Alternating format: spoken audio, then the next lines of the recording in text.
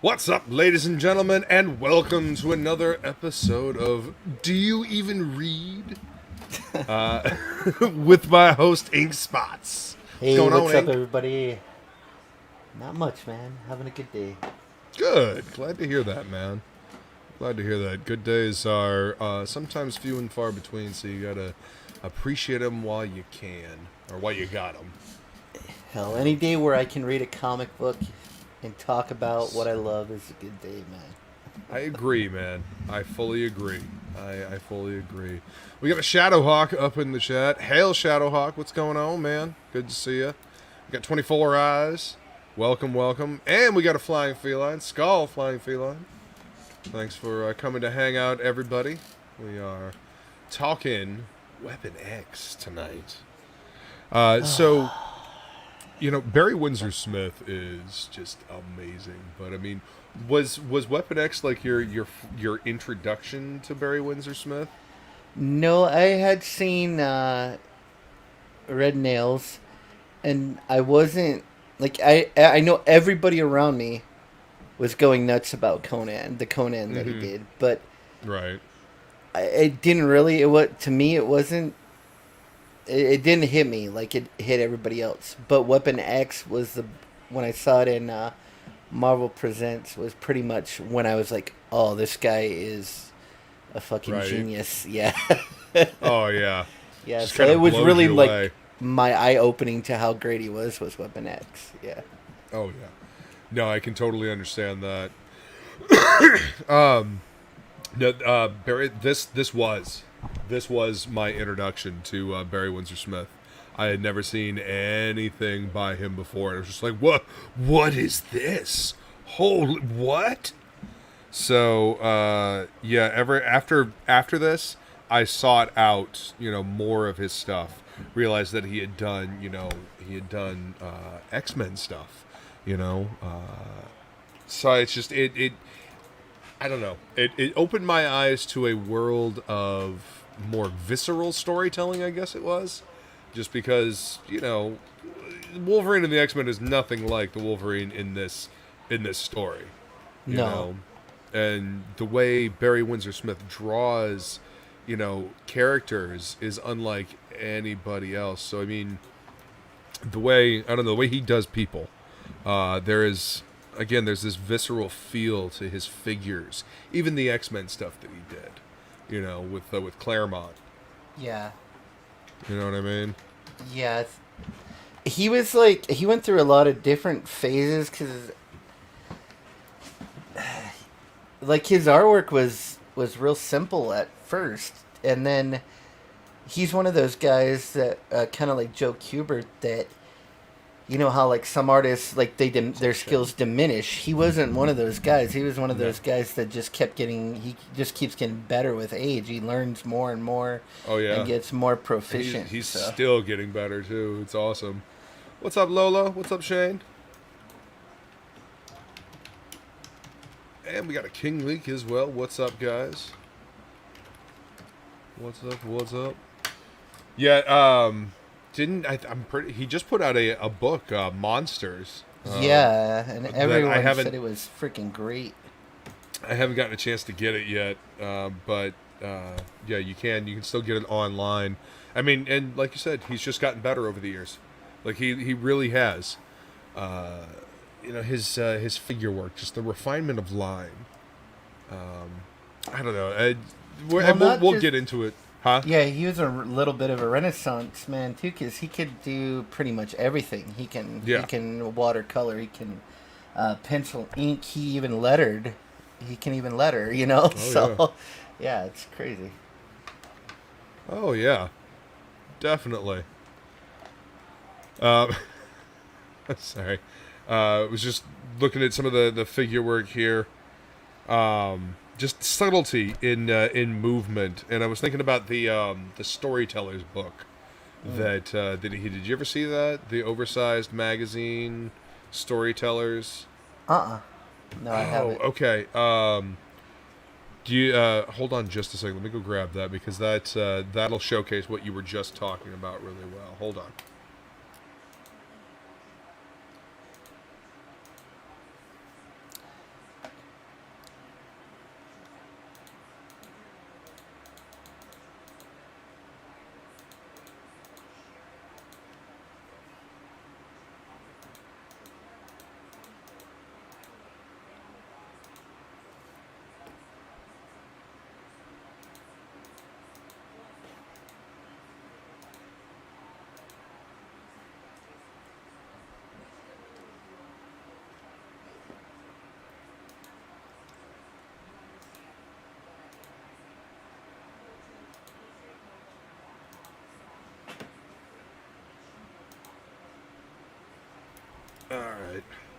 this book. Oh yeah, I've seen that before. Yeah. So, the stuff that's in this book, I'm pretty sure he wrote and drew and did all the colors for Yeah, all the stories watercolored in it. here. Yeah. So I mean, like you were saying, Renaissance man, he can do everything. But Yeah. the subtlety in his figures, like the body language of this figure here. And this is after. Yeah, I always really loved his 96, color yeah. palette that he used too with the watercolors. He was just another one of them guys, an artist, man. He did it all, and he wasn't really super great when he started out, and then he became like a master of many different things in art. So yeah, and he's still producing, so that's amazing. Oh yeah, I mean, especially at his age, yes, indeed. And then we You talk know, about his art, but I mean, his writing's pretty good too. So, that's awesome. Weapon X. I do remember when I first read the story that I found it a bit wordy and even a little bit hard to follow. They have all the different doctors, word balloons colored in different colors, and it sort of helps you kind of stay with the story. But I remember Yeah. when it first came out, when I was younger, I found it a bit confusing, especially like the beginning of the story, like the very beginning. Oh yeah. I couldn't Like, really figure out what the hell was going on. So yeah. Well, I mean, they start off the story, basically making it very, very surreal. Like you don't know what's going on. yeah, Like it starts off, kind of normal comic book, and then all of a sudden it's like, wait a minute, what's going on? Flashes of, terror and violence. I found the weird one is with the page that I I probably still don't know what's going on. Like the where he's like, what's with the teeth? Like he's putting like some kind of adhesive on it. Oh, you're talking about at the beginning? Here, do you Yeah. want to bring up? You want to bring up the page you're talking about? Yeah, let me go back to the beginning here. It's yeah. The beginning of it I always found a bit confusing. Uh, let's see. I'll get out to the beginning. So he's talking about this page right here. Yeah, I'll share it here. And we got the digital version, so it doesn't look as good.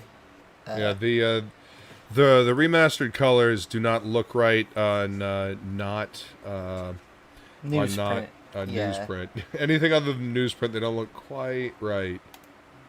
So So yeah, we got this page. Let me I'll enlarge. And I remember looking at this when I'm like I could not figure out what the hell is it's going on. taxidermy is what's going Yeah. on. Yeah, it's like, and so you kind of like, what the hell? See, and the reason why it's like, so it looks like he's putting on like denture cream, right here. It looks like he's affixing teeth in And then yeah. and then he puts. It's like, what's going on? Well, it's a subtle noir type Yeah. thing, like they're trying to imply that, they're working on this critter right here, and it's foreshadowing to what's going to happen to our boy Logan here, Yeah. Yeah. What's going on, Matt? Kevlar says, "Hey kids, thanks for all the love. The Kickstarter was funded. Hell yeah, dude. That's what I like to hear. Excellent." Yeah, and so I think the first few pages are a bit rough, and it even feels like in the first pages he was trying to kind of get a sense of what the story was going to be. Because the artwork, like, as it got further and further, the artwork just leapt so much farther forward and more detailed and just... Oh yeah, it just by the end of this series, it goes absolutely just ape shit nuts. And I'm glad. You said, what did you say about this? They reconstructed the colors on this. Yeah, what it says on the credits is on the collected edition is it said some of the artwork was reconstructed and that some of the colors were reconstructed. I'm not sure what that means, though, what by reconstructed. So maybe they didn't have the original scans when they did it or something, and they scanned off the Interesting. original comic book. I'm not sure. They didn't have like the original pages when they did it. I'm not sure what that means. So. Interesting. Maybe they didn't have the original color. Yeah, it says selected. Is what. Here, I'll go back to this so we can. So I do like the cover, like the recolored cover. Yeah, I think Richard Eisenoff did that. Yeah, Eisenoff. He's my favorite colorist, man. He's amazing, dude. And those, a hell of an artist all on his own too. Those. So right here it says select art reconstruction, and then select color reconstruction. So I'm not sure what that means. I wonder. Yeah, maybe they didn't have the originals anymore. Yeah. Yeah, I actually have the originals, but I don't remember which one of my boxes they're in, so I'd have to just literally go through, like, lots of boxes. Oh, yeah. I'm not sure where... I mean, actually, it's probably in the Wolverine box up there, actually. But, yeah, no, I've had this trade for so long. Like, I've had this trade probably since 96. Or now, something like that. Is some of the stuff in this... I can't remember. Like, it's been a long time since I actually read the whole story.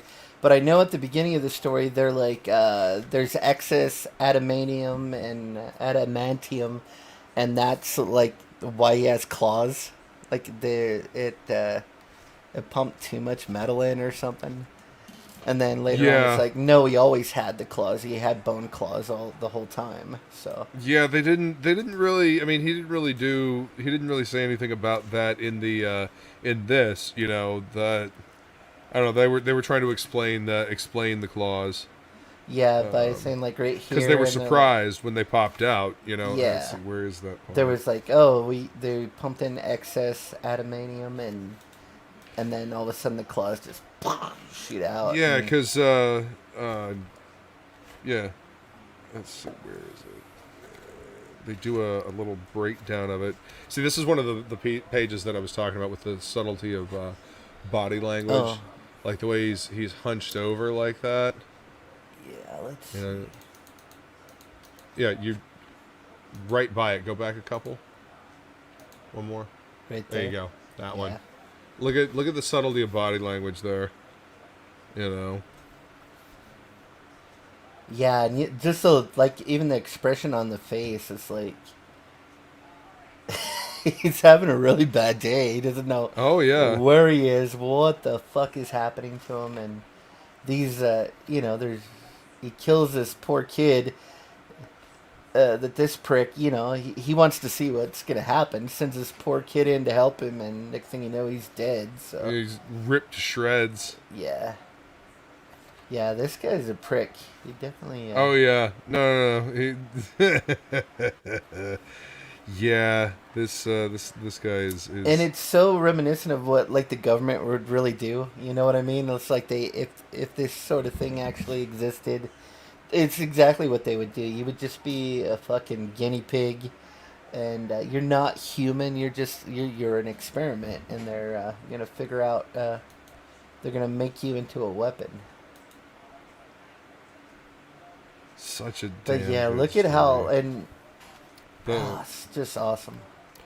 The pacing of this story. I mean, it starts out a little confusing. At the beginning, but it's supposed to, because you're supposed to feel the confusion that Logan is feeling, and this professor, and then he's got Hines and what's her name, or maybe she's Hines. Anyway, they as things go on, they are not they're not really all.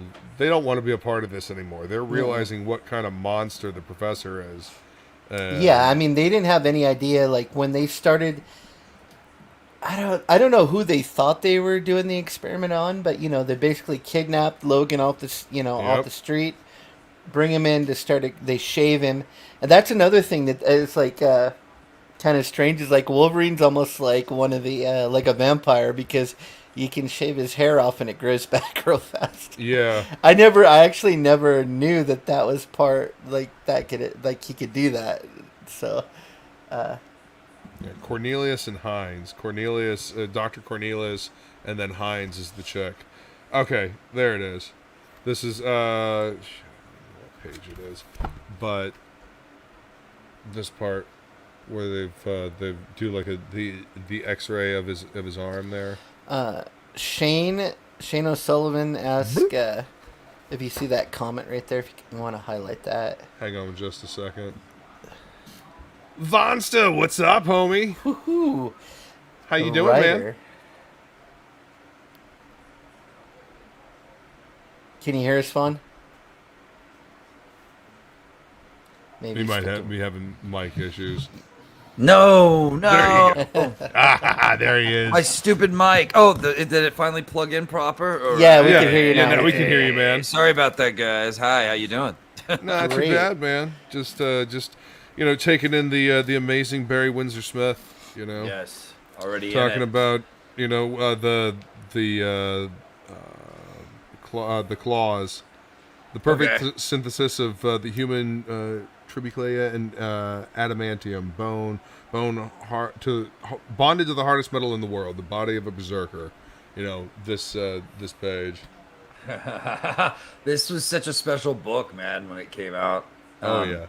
You can get it for like $1.25 at the supermarket. So you just like as a kid, you just put your quarters together and get this like amazing work of art with all this brutal blood and awesomeness, and go home happy. And like I did that all the time. I got all these. I could not wait for the next one, because the art was just you felt like you were getting a lesson in every issue. Yeah. Absolutely. But also, I was a big Wolverine fan, so for us back then, from what I remember, this was like a big origin moment. This was like, like this guy. Because people had wondered for years, Yeah. So this was the first time some of that information was revealed. Was in these correct. pages. Wow. Yes. Yep. This was the first time. And it was a big deal back then because Wolverine wasn't as ubiquitous as he is now. Not as many people knew about him, but if you did know about him, you loved him. If you wanted to know. But yeah, I think we got a treat with this book. I mean, look at those bottom two panels. The storytelling with those, they're showing how they've got him wired up, and they found a way to control the nerves, so they can pop the claws, and then bring them back in. Just I don't know. This, like I was telling Ink, this kind of opened my eyes to a much more brutal sense of storytelling, a visceral storytelling, which perfectly fits his drawing style, because there is something very visceral about it. Yeah. Look at that. So I mean, I know I look at this more as an artist. I mean, and Vaughn, you're a writer. When you read this story, I mean, what are kind of your thoughts on the storytelling in the book? To give it its just due, I would have to reread it because I haven't read this since it came out in the 90s, I guess. That is so rad, man. I remember this book hit me kind of hard with how brutal it was, and it hit me with how detailed it was. Storytelling wise, though, I can't remember exactly when it comes to this character or the dialogue, you know what I mean? But yeah. I would like to refresh myself, because now that I'm seeing all these images again, I'm just like, wow, I need to reread. This is beautiful. Well, awesome, because that's part of the reason why we started doing this, is to get myself to reread and to read new things and then talk about them. Just enjoy comics again. Go through some of the classics. But as a matter of fact, I actually have a novelization of this that is it's not bad, but I mean, it gets all the points across. It gets all the salient points of the story, and it adds a little bit of nuance to some of the characters. But there is something about Barry Windsor Smith's artwork that just look at that fucking panel. There are no words on this fucking earth that will describe that panel better than Barry Windsor Smith drew that bottom panel right there. No way in hell. I love it. And these were the moments that made me love Wolverine as a kid, because you could see this type of stuff in one of his books. You wouldn't see that really much, many 3 holes through a guy's head. Let's do it. Brutally stabbed in the face. Yeah. And it did this thing to kind of excite. Part of the excitement was the art, but it was also just getting to see this as a fan for years. You're like, I knew he was connected more with nature, and then how much of him is man-made. It was awesome. It was good times. Yeah, and I mean, a story is good when they just rehash this for, I mean, they bring something Weapon X like every single year. There's something that it's like so.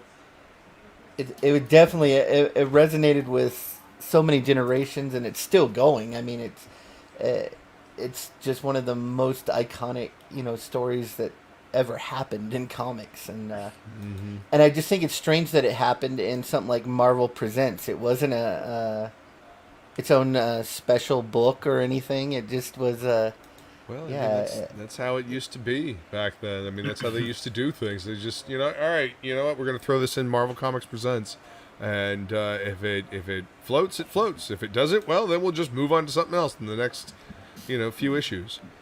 Now, Vaughn, do you remember when this came out? Was Barry Windsor Smith already kind of a big name, or was he it was past his time, kind of, or? I mean, I was just a kid, but I think he'd already established himself well with Conan and stuff, to where a lot of comic fans probably knew him for this. He had done his X-Men stuff already, right? With Claremont. But what I mean was all right, he's like one of the old dogs, we're putting him out to pasture, and this was like a comeback for him. I wonder. No, no, I don't think I don't so. remember anything. Okay, I don't remember anything of that. If there was, because I know in the 90s, when I was a kid, he was kind of when I started reading, he was old news, because you had the new the Image guys coming out and stuff, and they would be like, "All right, here's a Barry Windsor Smith cover," and you're like, "I want to see that. I want to see Jim Lee," Yeah, I mean, around this came out in let's see, this trade came out in '94, so was it? I think it was '91, wasn't it? Yeah, 1991. Because things used to take forever for it to come out in trade. Yeah, '91 it looks like. Anyway, yeah, he had been around with Michael Kaluta, had been around with Bernie Wrightston. These are like some of the early disciples of Frazetta, obviously. So I mean, look at that. Yeah, you can see where that shit comes from. They installed tubes in his arms so the claws would come out easier, or something. Yeah, because the metal was all sharded up on the sides, so they basically ground him down and made it so that it didn't rip his forearms to pieces every time he used them. Dang. Yeah, and they're having a hard time operating because he was healing so fast. Yep. That's pretty cool, man. Well, that's kind of a cool thing about Wolverine, because you got guys like Superman who you can't break their skin at all. You can blow Logan into pieces, and he just grows just right knits back. right back together. Yeah. Yeah. I used to have a theory there was an ongoing duel between writers to see who could do the most damage to Wolverine and not kill him. My favorite one was when he was in the wilderness and he was eating his own flesh to stay alive, so he was starved. Yeah, because it would grow back. That's crazy. Yeah, but I mean, free meat. Eventually, I'm pretty much free jerky. I mean, eventually his body would wear down. I mean, the energy to regenerate's got to come from somewhere. But yeah, he'd get along. I mean, Ultimate Wolverine when Hulk ripped him in half. Oh yeah. Yeah. Someone was saying that the other night. That was the perfect spot where they could have grew an extra. Had the other part of the body be like an evil Wolverine growing Well, from the I body. mean, yeah, Could have went Lobo like in on the it a little Deadpool bit. movie. Yeah, Lobo. I mean, you mean Space Wolverine, Yeah. Cosmic Wolverine. Uh huh. No, And because then they could have their after mindless clone then, because that other half could have been just like, the part with his head was Wolverine, but the bottom part that grew back, it would just be like a mindless, like it's just clone of him or something. You know what I mean? There's no which they mind. did in one of the movies. They're an evil Wolverine clone running around. Yeah, Yeah. that was Logan. And Logan. Yeah, when he was old and they had like what would they call it, X-24 or something like that. Okay. Yeah. Nah, I crazy. mean Logan was good. I find it kind of horrendous that it took like 17 years to get a rated R Wolverine movie. Oh, look Like, at this. come on, That's- look at that. Look Ugh, at this so look at this rad. story. Look at this character. And please tell me how we're supposed to, this is PG-13 material? Really? Like knives coming out of the back of his hands. Like he cuts motherfuckers to ribbons. This is a very Conan shot here. I like Right. it. Yeah, and this Awesome. is something that, you got a lot of artists now that will trace 3D models and stuff. But when you do that, you don't get this. There's only one distinctive way that Barry Windsor Smith draws the human body. And when he draws the human body, you can look at it 2 seconds and go, that's Barry Windsor Smith. Mm-hmm. When you're chasing 3D models and photos and stuff out there, you don't get that. No one, all your art looks the same. You can't see the work behind it, and you don't develop your own personal style. And that's what all these old school artists had. They were Yes. masters of their craft. They all had books that weren't very good in the beginning of their careers, and then they turned into masters as they got older. And I think that's what a lot of us artists really need to strive for, and to get that your own personal style, and to where someone can look at your work and go, "Oh, that's so and so." So Well, Yeah. and I think that style Definitely. comes from, just being good at your craft, like just working your craft and, not even really worrying about having a style. Just, Pushing yourself. Yeah. Try to tell the story the best way you can. Try to render it as best you can. Try to be the best, version of yourself that you can, And that's when you develop your own But, style, your own way. I of mean, the drawing way things. he renders and stuff, I mean, it's not typical like comic book pullouts or anything. He's like, it's more like maybe a European style. He's got the cross hatching going on, and he's not trying to be slick with it. It's more No. illustrative than. Well, he's just say- trying to tell a story. He's trying Yeah. to tell the story in the most efficient way possible, with the tools that he has. And he wants the drama because this is a tense scene. They're sending him out on like, all right, they finally got the helmet on. This is where, if I remember correctly, this is where the Weapon X program is finally starting to kind of find a gel. They've found a way to keep him kind of under wraps. And they've only lost a couple of battalions at this point. That's all. You Just know. a few. Just a Yeah. few. Just But, a few young kids. As you're reading this, when you get to this point of Their the story, mother's a there's letter this, and a medal. this Yeah. sense of, all right, they're finally getting a hold of him, and you're starting to see the weapon that they're trying to create with Logan. But yeah, so the very tense scene here, They hooked 3 VCRs up to him, and back There then you those were go. these things heavy. were fucking heavy as shit, dude. And they're like, okay, clothes? No. Get out there and fight a bear. I mean, these were Yep. hard times. Dear Look God, at the I know mo- there's a gas crunch on. This yeah, just look at sense the of movement staging. right here. Oh, A so master beautiful. of page design.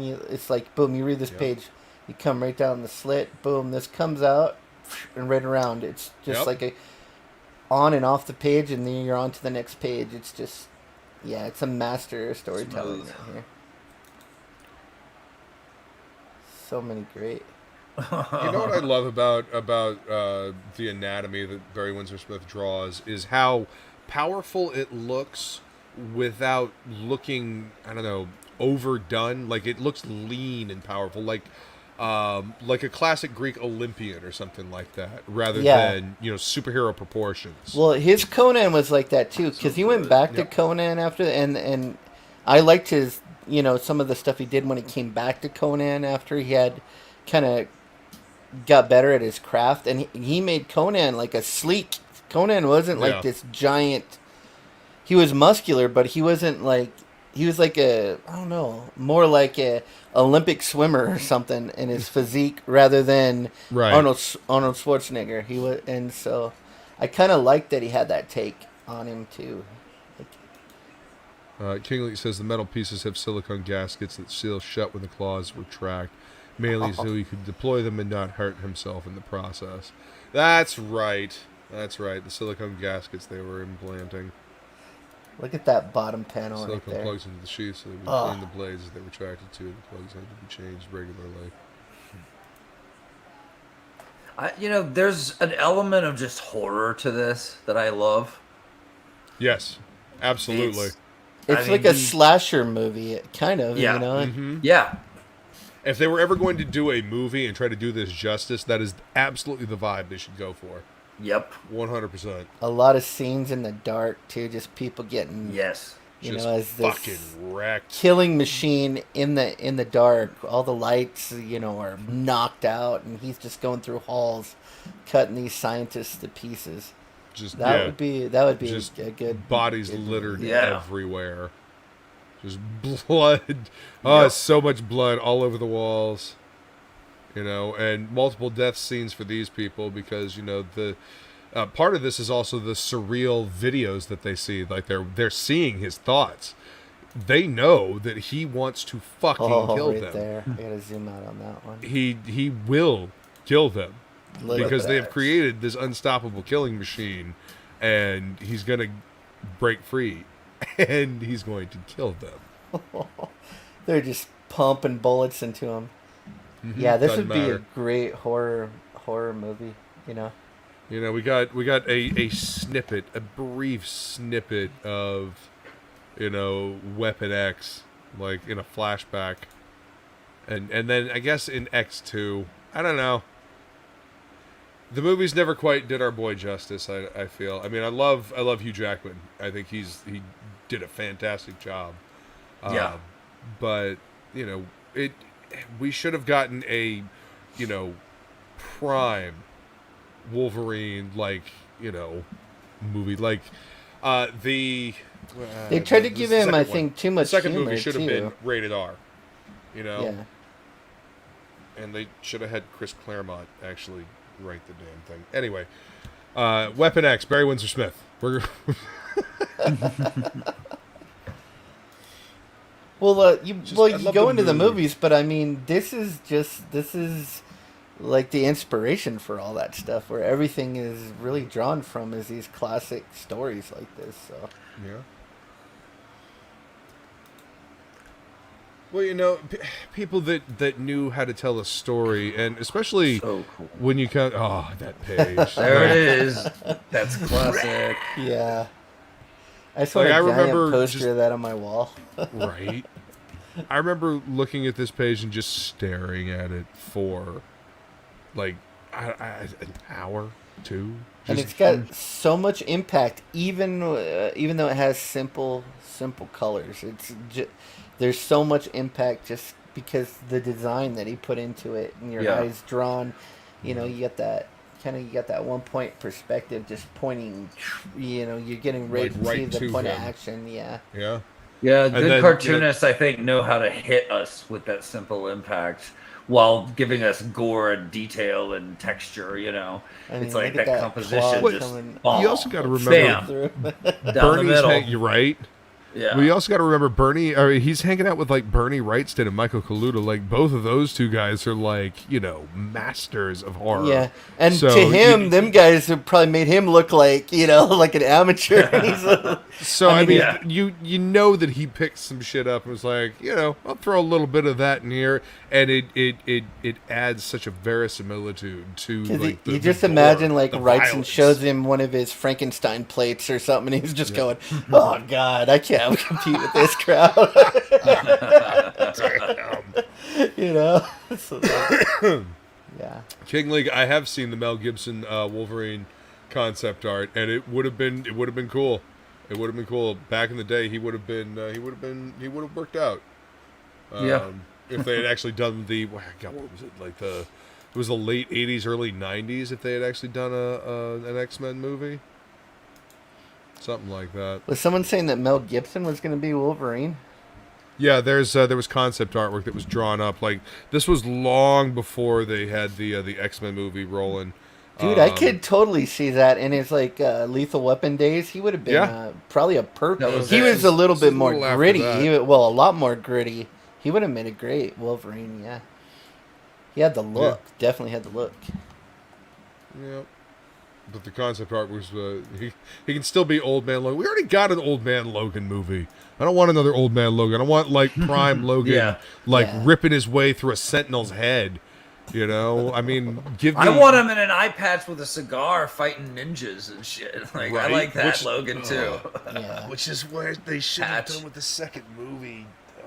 I like him when he's wild, just completely wild. Like when he loses it. Like, I like that. Well, I want to see him out in the wild, just like I did like the beginning of the Wolverine movie where he was out in the wild like that, and you know he made friends with the fucking bear and shit. Yeah, marking his territory next to the bear, and the bear's griping at him. He's like, yeah, shut up. I think that's my Wolverine, man. I like the wild Wolverine.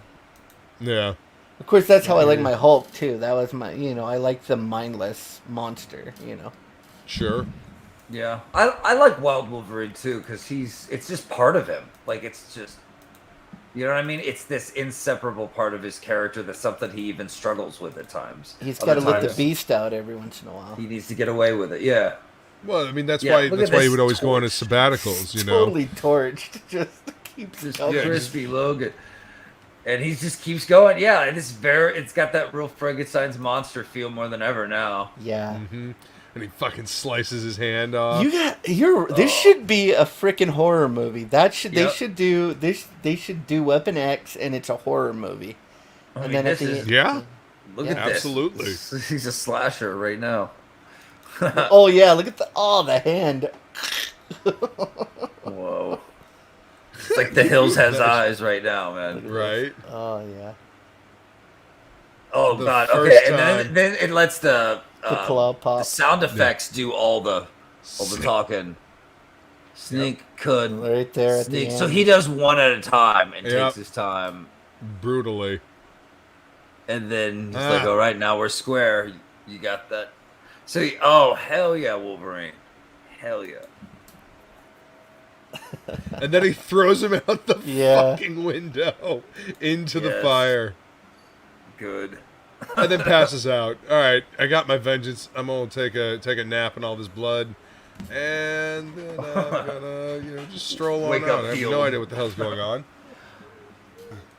Yeah, I mean, I see a lot of. I don't know who influenced who but I do see a little Joe Kubert. I see a little Alan Davis. Even Alan Davis is definitely probably inspired by Barry Windsor Smith, because like how Alan Davis draws his faces, he has some of the elements that Barry Windsor Smith has. So all them guys were like drawing off of each other. It was an amazing pool of art. Yeah. All this surrendering. Beautiful. Oh, so great. Yeah, see, and this is where it brings in the surreality of the situation. Like, did all that just happen? Like, is he? And then this. Like, I mean, they should do this as a horror movie. Yeah. Then dude. Just balls out fighting a cat. Yep. Get out of my way, tiger. I'm free. And I'm a Canadian. I have a passport somewhere, I'm sure. Yeah, what they've done to Wolverine now is, they destroyed him. They destroyed him. He's like a shadow of himself. Well, this is where all of his memory problems start coming in. Like he doesn't know who he is. He's Yeah. they're implanting false memories. So as you can see, he just killed that cat, and he's being observed, and they're controlling him wirelessly now. And nobody's dead at all. Yep. Yep. I remember that. Again, they're watching his thoughts. Right That's here, man. great. That last panel, holy That is crap. a great issue, man. Oh, Look at jeez. this. To me, this was like when I remember this when this came out. It was like this was the comic I had to get, and then I had to watch like Akira, the anime, for the detail and the beautiful art that was that. Like these were like little phenomenons where everybody was like craving the art of these. Had to get them back in the day.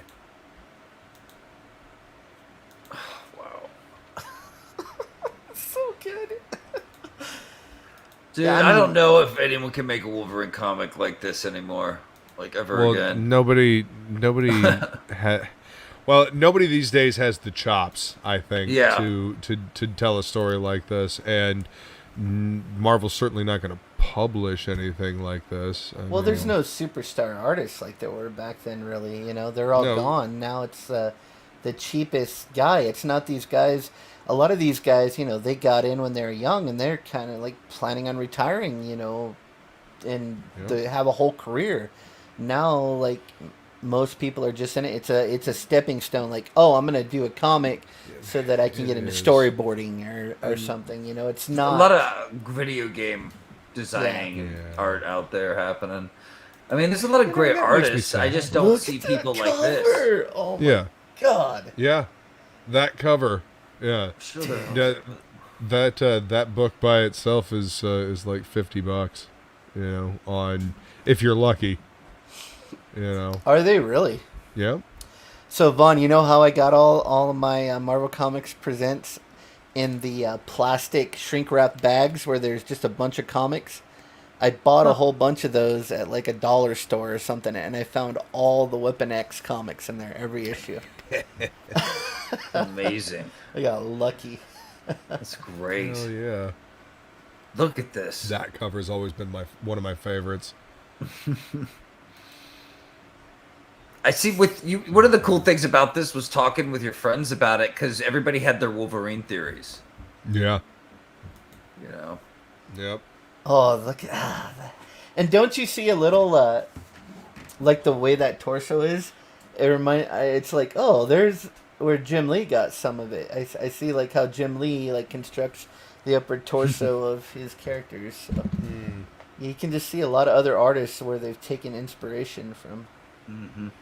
Well, From like the old-timers. like Comic Book Bob said, I love this cover. DWS was at the top of his game when he did this. This is You know, just he was- beautiful, he was- man. That king. landscape and Yeah. You feel this. You feel this. You see those red hands, and you're like, "Damn, okay." well, it's not a comic book cover. This is a piece of freaking artwork. It's like this should be hung on the wall and just, Why not both? Yeah, I mean, it's and like- the storytelling. I mean, Yeah. it's Yeah. beautifully illustrated, but the storytelling involved in the entirety of the piece, down to the colors. You could do this in black and white as well. Have the trees black. Just Logan, all that. Take all the color out except for the red on his hands. And that just yeah. that starkness in the middle of all that white. With the black. With a slight contrast, but just the storytelling of the composition, I guess. The composition and the storytelling of it. Is what Yeah. Look, to me, this felt very Akira, very Anna. I felt like a lot of manga in some of these covers when I was a kid. Made me like go. I wonder if "Damn." if the guys I want back then more. were looking at any of that stuff. I mean, I'm sure that they saw some of it, but I think they were focused on the way Frazetta used to do comics, because that pose right there, I Yeah. can totally see Frazetta doing something like that. They would go back to their forebears and see, like, all right, how would Frazetta do this? How would and I'm drawing a blank on What I heard was right when now, Barry but- Windsor Smith started out, he was like a Jack Kirby clone. Like he drew very much like Jack Kirby, and then he grew from there. So Okay. I It's mean, crazy to this is think of him drastically coming- different Yeah. from the way Kirby, but you know that bit of cartooning goes a long way to add I don't know, to Yeah. animate a piece. Yeah. You know, because that over exaggeration. I mean, why do we love Joe Madureira's work? You know, it's got that energy, that pop. You know what I mean? And you know, it's that over exaggeration, that cartooning, that adds a little bit of animated life to it. I mean, look at beautiful. Cornelius right here. He's a little bit cartooned to get the point across that, you know, oh, he's gonna fight back, you know, or maybe he's just gonna die. it's a great composition, though. It's just like it's so good.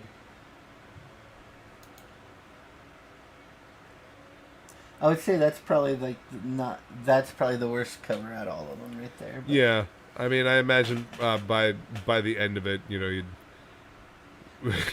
was rushing a few things. No, that's cool though. It's Yeah. freaking rad. That's a sweet Yeah. cover. This claws look like they're on fire a little bit too. Hot Oh, as hell, yeah. probably. It's gonna cut right through you.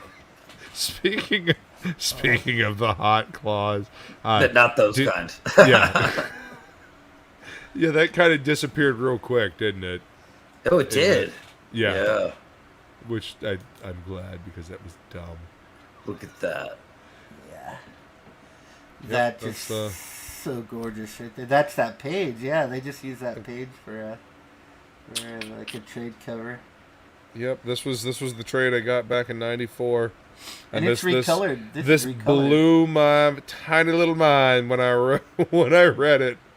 It's recolored I need to get from it the in a page trade. Inside, though. I just Like have the inside, issues. these characters were all red and like orange and faded out into the background. Yeah. And then, you know, for the cover of this, yeah, they actually did them up right. Yeah, Vaughn, you gotta find a trade of it, man, so you can read it over and over again.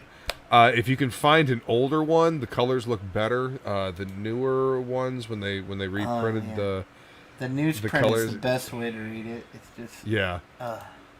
So who came up with this story, and do you guys know any of the history of this at all? It's Barry. it's- It's Barry Windsor Smith's Yeah. story. Yeah, It's just his him his and his story. yeah. God, the no wonder writing, it's the so drawing. good. He even did some of them. Well, a lot of the lettering, even. So Yep. Like he one man banded this shit, man. Oh my god, that's I like it even more now. Right? I mean, he was. Oh, look in the back of the trade here. They got that one panel blown up. Oh, nice. Yeah. Let's go with first page. There we go with first page here. Let's see. Yeah, right here. Writer and artist Barry Windsor Smith, and he did letters was Jim Novak and Barry Windsor Smith. So he did Amazing. cover artist. This was his baby, and I guess he must have pitched the idea to them or something, and they were like, "Hell yeah, Weapon X, let's do it." Because I mean, ever Yeah. since then, I mean, how many Weapon X spin-offs have there been since then? Jeez, Like I Oh, said, for every God's year- sake, they've tried to every year milk there's this as much something. as they can. so much.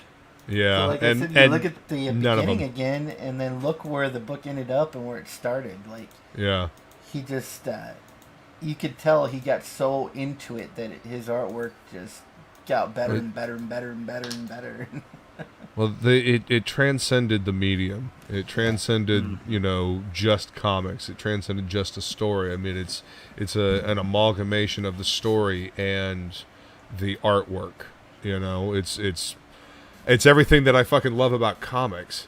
Because, like I said, I've read a novelization of this, and it doesn't have the same fucking impact. It just doesn't. Like that hallway scene where Wolverine is ripping through all of those guards. There's no way to describe that in prose that's going to have the sheer impact of that fucking splash page. Yeah. You know? Well, there's no medium like comics. That's right. It's where you know the Yep. artwork and the story are on even ground, and both of them need to interlock to make that a great comic book. It's a unique art form, and it's like you have this unlimited budget. You could do whatever you want because you don't have to have all this money for special effects or anything. That's Your, right. whatever your artist can think of, they can, or whatever the writer can think of, it can be done. So that's why comics are great, man, because they're you can do anything. I mean, you could never.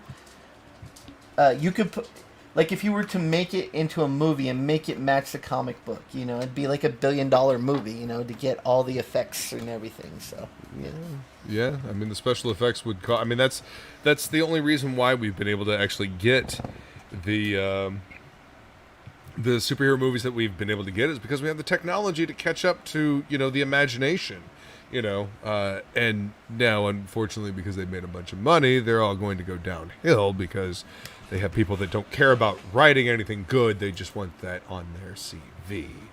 So that'll be fun to watch it burn. In the meantime, we will appreciate old stuff like this, and we will create new stuff. Right, Vaughn? Damn Skippy.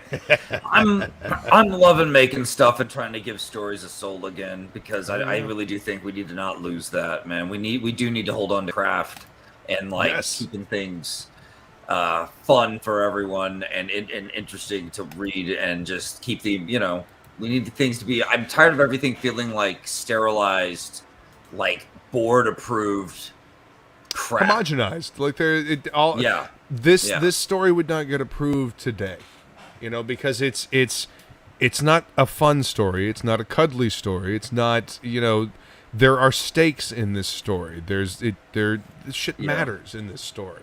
and there's really not any, even for Wolverine, for Logan, there's no real redemption. He's just he murders vengeance. all these people, and then he's out in the wild. There's no redemption arc there, Well, I mean, he did to them what they did to him. Yeah, Just it's a amplified. revenge story. Yeah.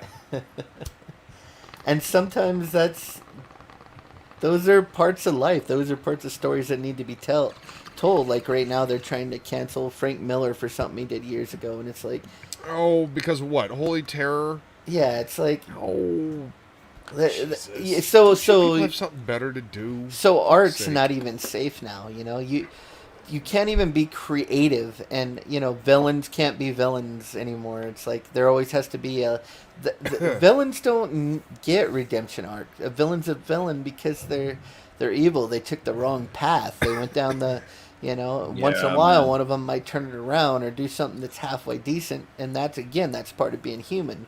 Yeah. But they took the wrong path, and so that's why they're the villain. They don't do nice things. They don't, No, there's this definite cats. cultural push, especially ever since Wicked came out, to make like the villains our new heroes and to turn them into like feminist icons of Anti-heroes, strength and stuff. And it's creating for some I'm still a weirdness. little puzzled by the whole Sure. Cruella thing. How do we make a hero out of a bitch that wanted to skin puppies for a fucking coat? I mean, that just does not fly in my head. I'm sorry. I know how we'll do it. Okay, she's really into fashion, okay? Okay, what are you saying about the fashion industry then? Isn't Like, that a great is this- spin, is this though? an Isn't it okay a great thing? spin? They're like, okay, yeah, she wants to make a coat out of puppies, but the positive side is she's really into fashion. It's like, dude, guys, it's a coat out of puppies. How are you gonna make this good? Dead puppy coat, dead puppy coat, And I'm pretty dead sure by the puppy end of the movie, her freaking eyes are glowing red, and she looks like some sort of bizarre, like her body parts are falling off and teeth are falling out and stuff. She's like this weird wax dummy of like a creature. Like, there's a dark story there, but no, it's cool, guys. We're doing Fashion Week. And it's cool because the Dalmatians killed her mom, so they started it. That's how they did it So in what the I movie. would say is go pick up this trade. Yeah. You can still you can buy it. You can get it digitally if you don't want to buy. I don't know how expensive it is. But it's probably pretty reasonable because they put out a couple of editions of it. So go get the trade, check it out. 12 issues long. Yeah. Yeah, I mean, if you can find a trade, grab it. I mean, I think we have it in the shop, as a matter of fact. What did but yeah, Barry Windsor Smith have to say about this when he, as a retrospective, or what he thinks of his work on this? you know what? I actually haven't heard anything on it think there is that would be something to look into. Yeah. Actually, I don't know if anybody's ever. I mean, obviously somebody interviewed him on it back then, but I wonder if anybody's interviewed him about it. So this has a forward by Larry Hama from 1992 in it, but it doesn't have anything from Barry himself about it. So. Okay. Oh man, beautiful stuff. Weapon Beautiful. X retrospective. See if there was one. I definitely think the artwork and the coloring technology at the time, like this was probably the best they could do, and they definitely made a good mesh of it, and I think that's true with all the art from back then. Because when you see it remastered and digitally colored, it never looks right. Like, it never looks right when it's not on the right paper and it doesn't have the old school color on it. It never looks right. And so it's like the artwork and the technology kind of, as we go along, they kind of come together. Like, so when the new slick paper came out, when digital coloring came out, then you got guys like Jim Lee and Rob Liefeld. All their work started looking like it belonged there. When like the old guys, whenever their work would get like digitally colored and stuff, it just never did look correct. It kind of made their work look silly sometimes. Yeah. Yeah. You know. Yeah, definitely. And it always made me sad because I was like, I know these guys can draw this. The coloring just doesn't look right on here. Yeah. You know. So I didn't find any kind of retrospective, but I did find, and I hate the fact that I'm using Bleeding Cool for this, and actually I'm not going to bring it out. I'm just going to copy the image, and I will save the image. Anyway, there's an unused Blood variant cover for Weapon X for Marvel Comics Presents number 78. It's going up for Heritage Auctions. This was in June of this year. Let's see, 10 by 7.5 by 11.25. Light smudging, whiteout art correction, signed BWS, dated 1991 on the lower right. Let's see, is there a bigger one? No. No, but here, I will go ahead and plop this in here so you guys can see this. It's beautiful. Whoa. So, I just kind of looked it up. So you can get the Kindle version of the collected edition for $9.99. Some of the used Weapon Weapon X trade paperback, some of them are going for $877. What? Yeah.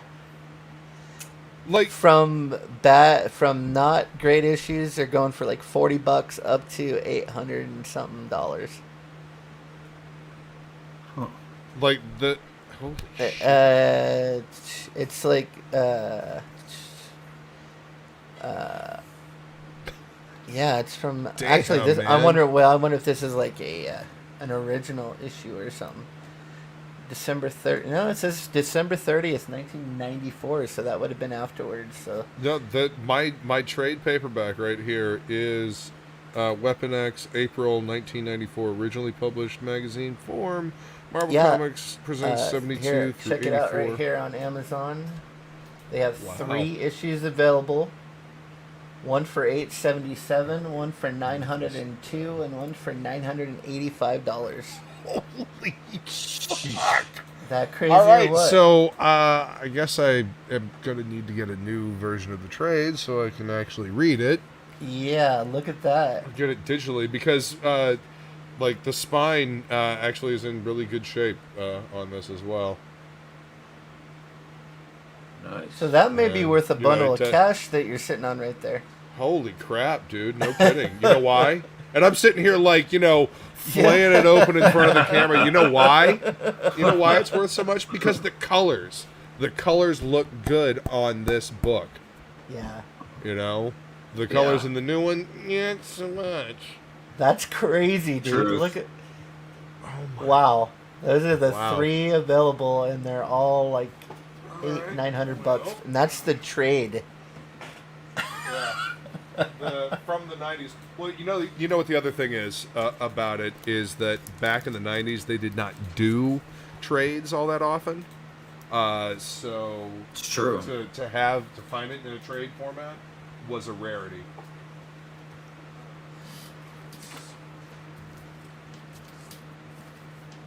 That is crazy. You were sitting there just going through it like nothing.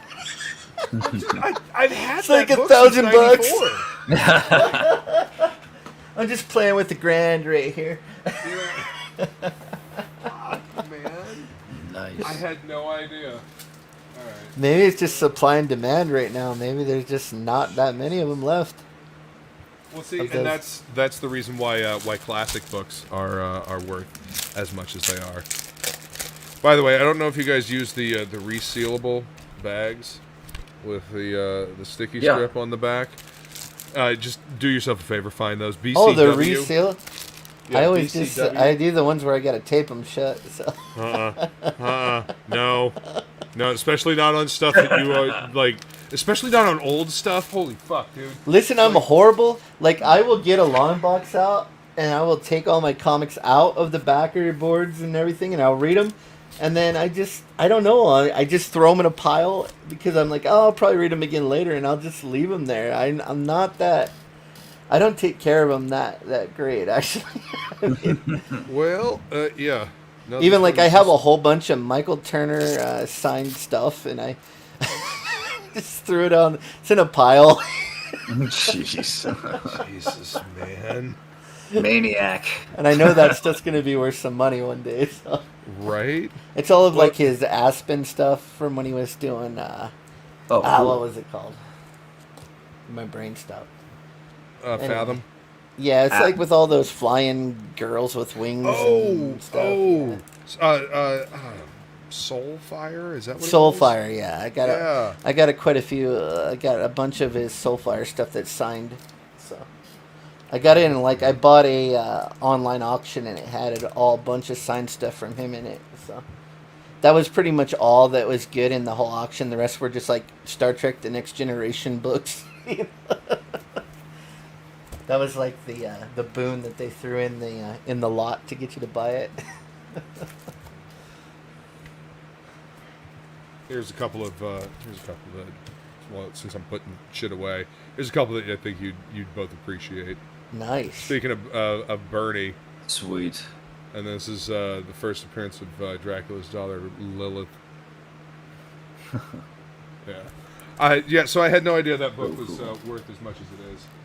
So I was gonna say, like, shit. if you guys are gonna read some Marvel or comics, I would go back, find anything Barry Windsor Smith did, go grab all the old Frank Miller stuff, get it off of eBay. Maybe find something that if you buy it, they'll get some money for it now. Like, what would they buy? Maybe go to their website, see what they got for sale, buy it directly from them. Maybe you can get some autographed copies or something. Just support them old guys that they did it up right, and that's the stuff we should be reading, and that's the stuff we should be modeling all of our comic book projects off of. Trying to be like what they did. Be creative. Don't rehash old ideas, and make stuff people actually want to read. Iconic things that people will remember. Yeah. Tell your story. Tell it well. Like Monster MD, Fucking A, dude. that book was goddamn much fun. What's that? Now, are you you're working on book What's 2 up, now? Adam? Good to see you, brother. Thanks for coming to hang out. And yes, it is the most badass Wolverine story ever made.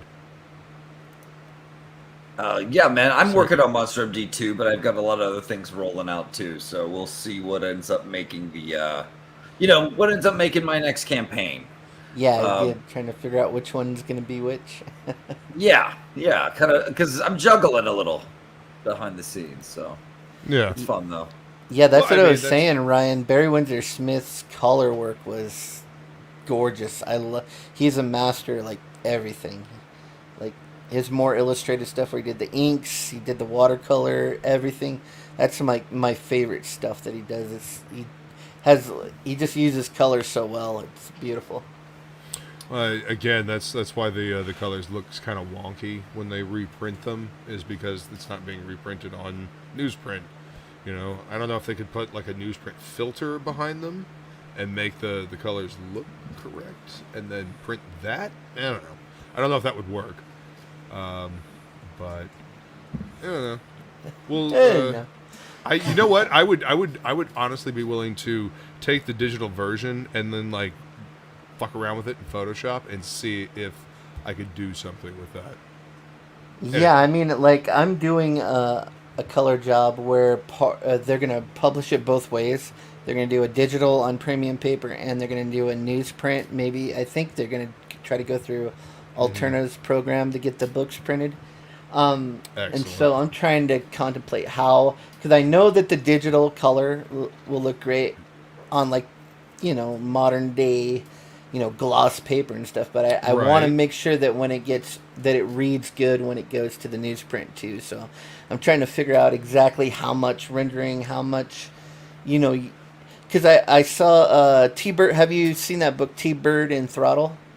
That went. Yes. Oh yeah. That went over onto newsprint, and it looks great. So maybe Excellent. the key is to just do this, just only like pretty simple, cell shading is when it goes to newsprint, and not get too carried away. That definitely works for that art style as well. I mean, did you guys have you guys ever read Voidwalker, Spencer Desmond's book that he No, did I with haven't. Christian Rossi?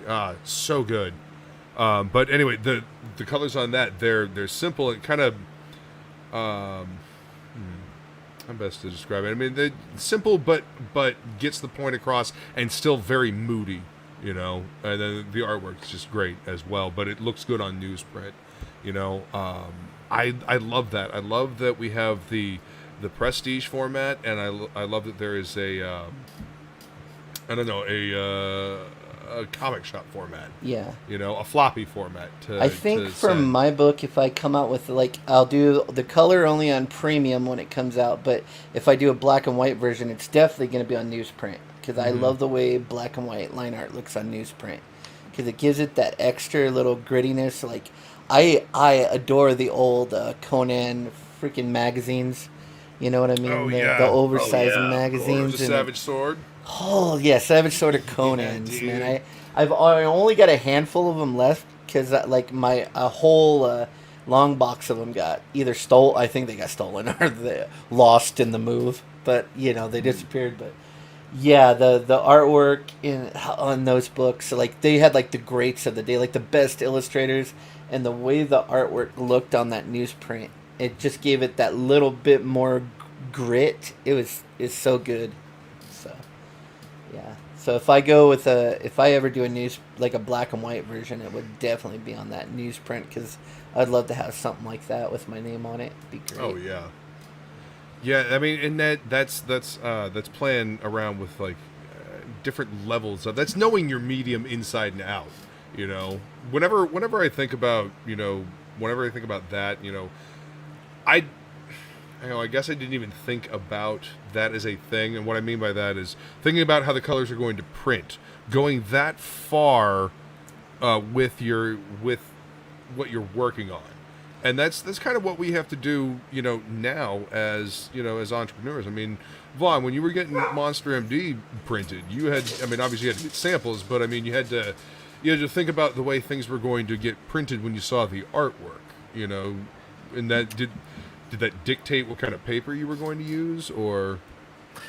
Well, are you just talking about in general? Because just in general, yeah. I had to make sure that our colors and our blacks were all print friendly, or else things would have printed really bad. So there was some adjusting to do. For the paper, I just kind of went with a basic. What was it? It was like a satin or something, or was it a gloss? It feels great in the hand. Yeah. When reading it, Yeah, people really liked it. 80 pounds. So yeah, I needed that extra quality for you. Well, that's what I mean about Weapon X, and you could tell Barry Windsor. They knew exactly how it was going to look, how what type of coloring, what kind of line. They knew how it was going to look on that newsprint beforehand. So and it's just having that knowledge ahead of time. I think I find that amazing, and I hope that I can be half as good at my craft as that. You know what I mean? Bam. Yeah. You know, Or just be able to create something half as appealing. You know, that's all. I want to. Creating something iconic. That that's the dream. Like you find this. You find your Weapon X, your idea that's going to resonate for years to come. That people are going to go, hey, you remember that comic? Like they don't even necessarily need to remember me. Just remember that issue that I put out. Remember that issue with that fat guy in the red cape. What was that called? It was great. Tell that good story. I mean, that story's going to resonate with somebody.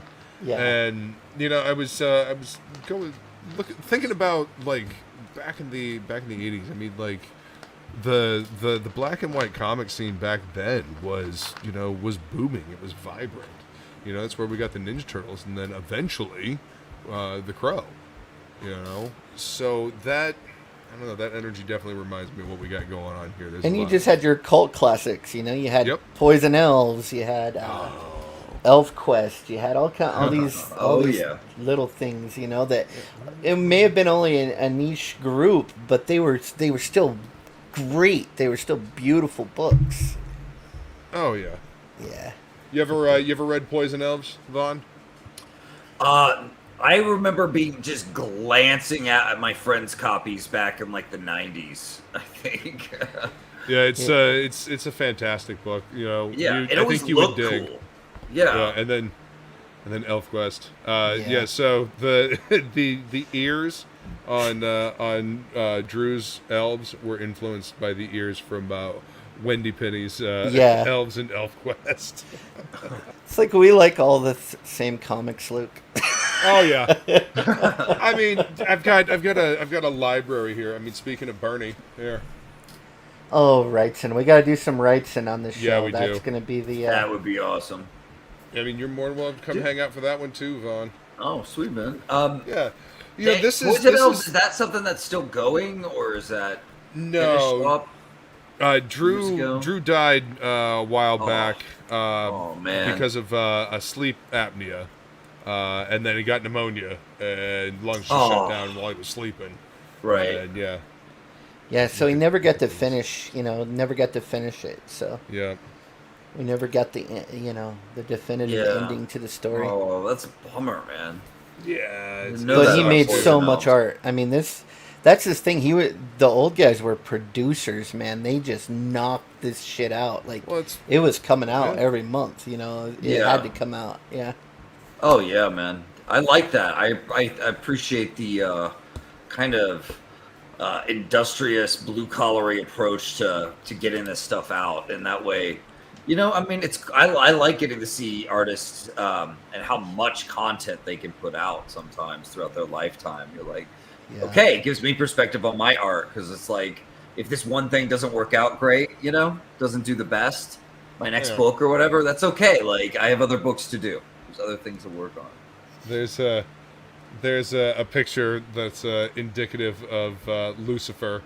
That's the main character's name, is Lucifer Malachai. And he started out as Drew's D&D character. He got so OP that he wasn't allowed to use him in game anymore. He had to retire him. And he is a great quirk of the character is that he is addicted to a poison that someone tried to kill him with, and now he's addicted to it. Amaryllis root. Awesome. Yeah. Yeah. So it's a fucking great book. This is actually the first 4 trades.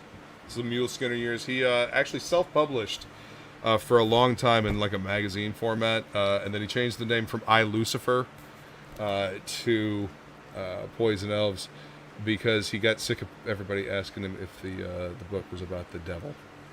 Right. So, right. Yeah. And then eventually he moved over to Sirius Publications.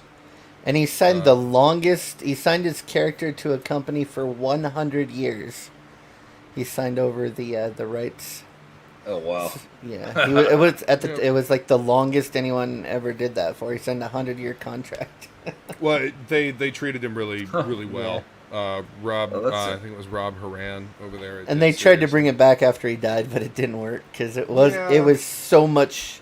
He was such a part of the story, like he was. Right. It was him that they couldn't bring it back. It didn't work. I could see that for this type of property, man. It's how much content is there of Poison Elves? Oh, like 80 issues. Yeah.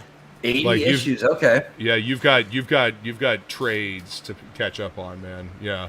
And cool. I believe they've got a good chunk of it on Amazon, like digitally. Yeah, you can get it digital because I got the omnibus digitally. Yep. So. Yep. And, but highly recommend because it's one of my favorites. I mean, I've got a poster on my wall over there. You know. And if you can find the issues, they're still pretty cheap. But the problem is there wasn't that many of them, so they are hard to find. So. Yeah, they are.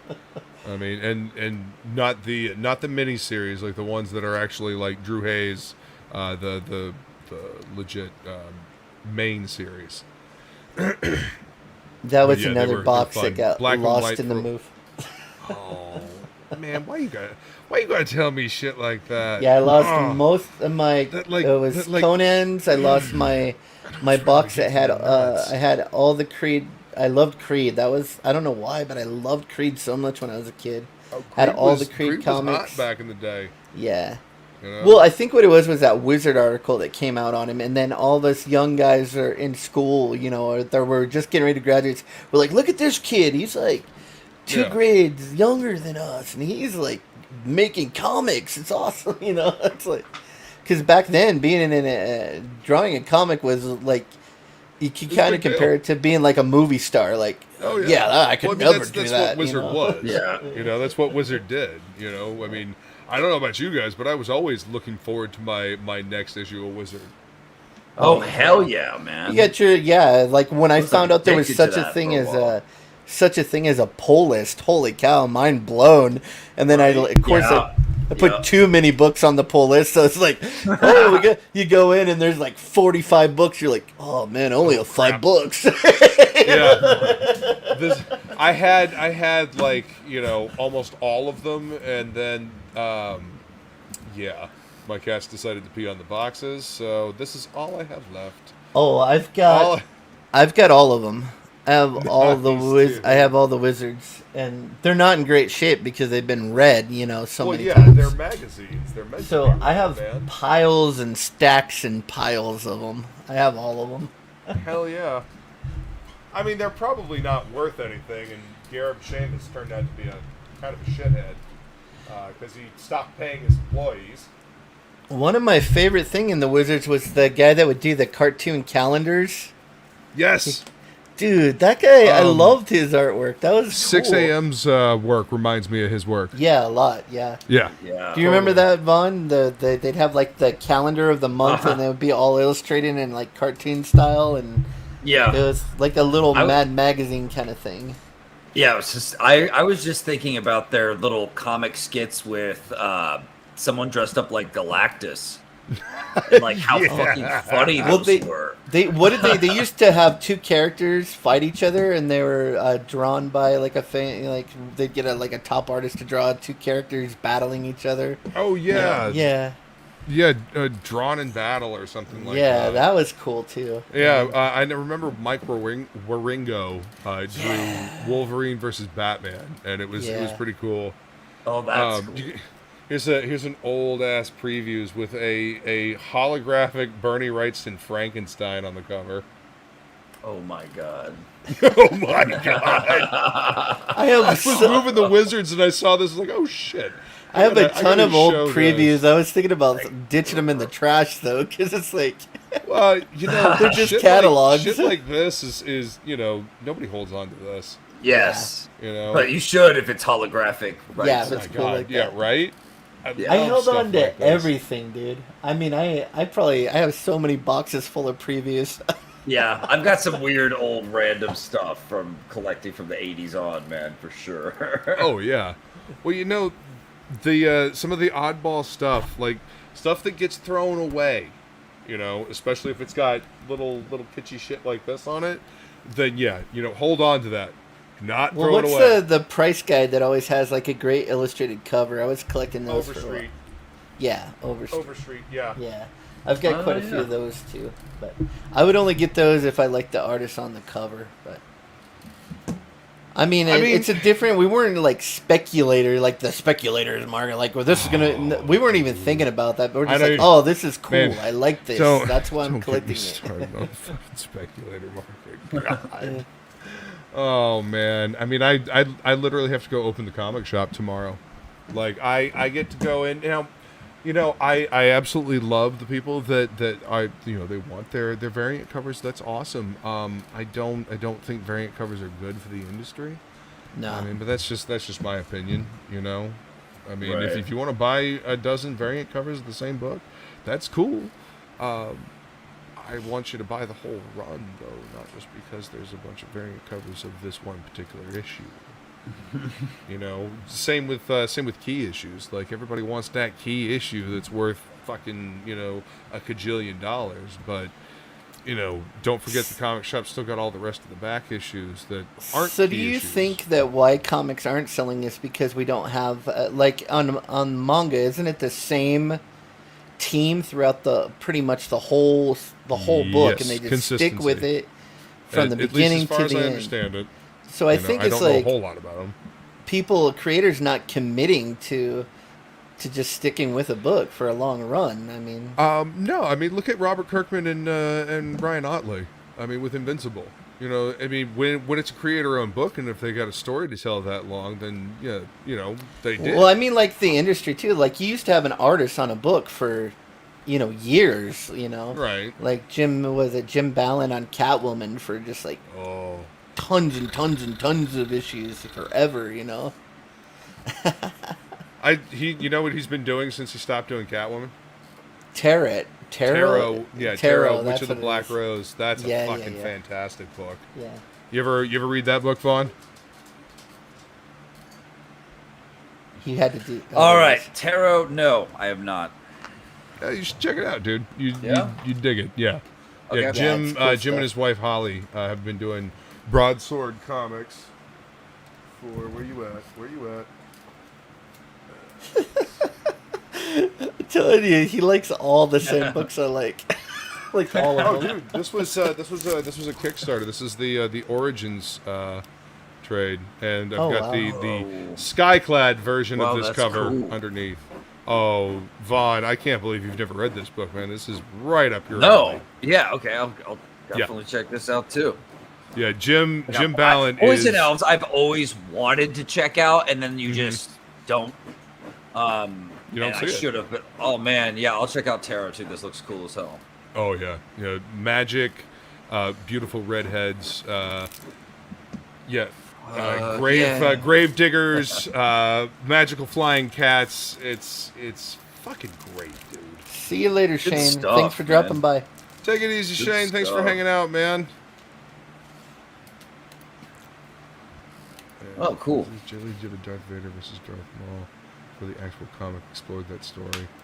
That's Yeah. right. Another thing about Weapon X that I was thinking was, man, did it like make me feel so many different things Yes. for a comic book story.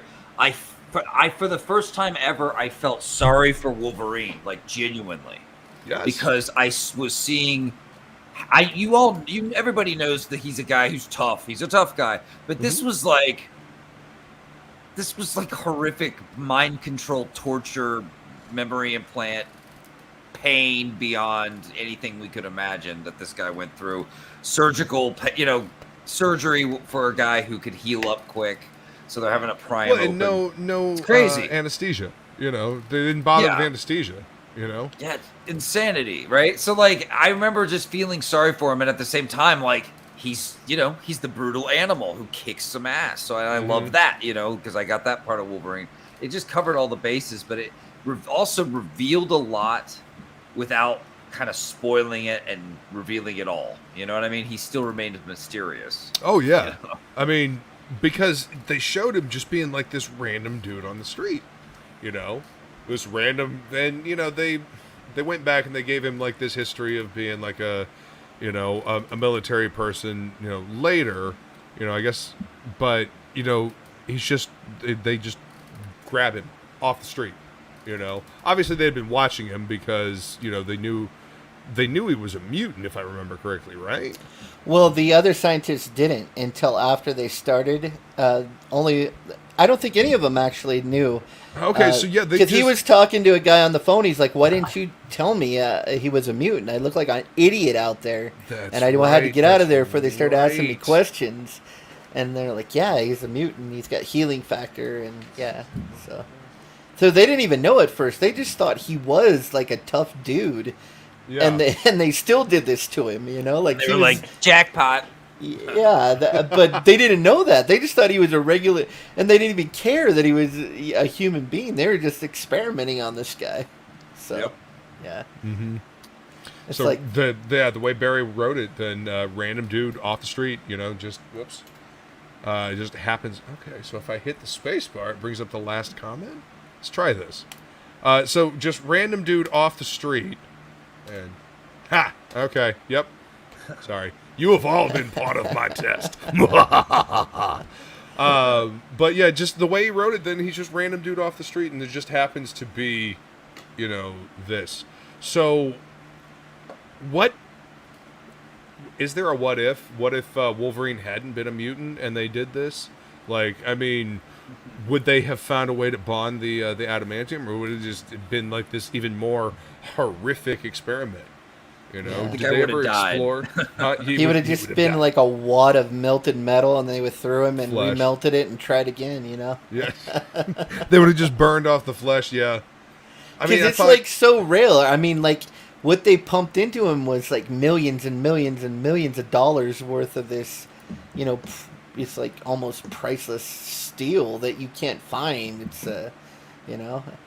even though it seems to be so abundant in the Marvel universe that they're coating every superhero's weapon or body with it now, but it was supposed to be super rare. The only thing rarer was, I think, vibranium was rarer than that, I guess.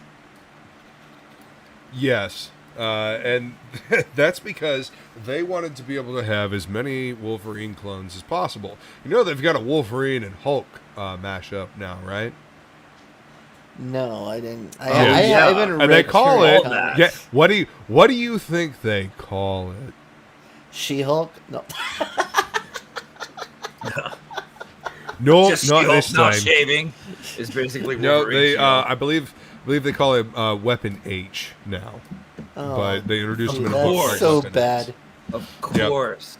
Uncreative, just dribble, just garbage. Well, that's what a lot of this is now. They're mashing up a bunch of like characters. Remember how much fun Amalgam was because it was Marvel characters and DC characters, and they were doing something fun. Well, now they're just mashing up Marvel characters all together just to see what happens. Now you got a Captain America in every single city or something, or what is the new thing? Like there's a ton of Captain Americas now. Yeah. I don't know. It feels creatively bankrupt, and that's the problem because that's why I want to see what it's like if you loved Spider-Man or any of these characters, and you're a writer, you're a creative person, an artist. Do what your story would have been, but make your own character and make that character the way that it should be. And then you make them, make money off of it, but put out like we were saying, something iconic, something that just memorable that people be like, yeah, that's great. It's like you're excited to read. Like like we were talking like Beta Ray Bill when that the last issue just came out, and I was so excited at the end of every single month when Beta Ray Bill came out. That's the way all comics used to be. You used to be like, oh man, I cannot wait to get the next issue of Wolverine, the next issue of X-Men. Oh my god, I can't wait. Can't wait. If you weren't reading everything. You couldn't wait to get what you were reading. Yeah, totally. You know? And now it's like this is like Better Ray Bill is like the first book in like years that I even cared about. Like Yeah. you, and do you even see comics anywhere anymore? Like if you walk into a bookstore, if you can find a bookstore, and it's gonna be all manga. There's gonna be hardly any American comic book stuff in there. So like I mean, yeah, I went into Barnes and Noble like for the first time in a very long time, and I was like, "What the hell is going on here? Like, where are the comics?" Oh, there's some floppies over there underneath the magazines, and oh, there's two of these sections of shelves of disorganized graphic novels that are all various shapes and sizes and very hard to look through. Good job, guys. No wonder they don't buy your shit. yeah.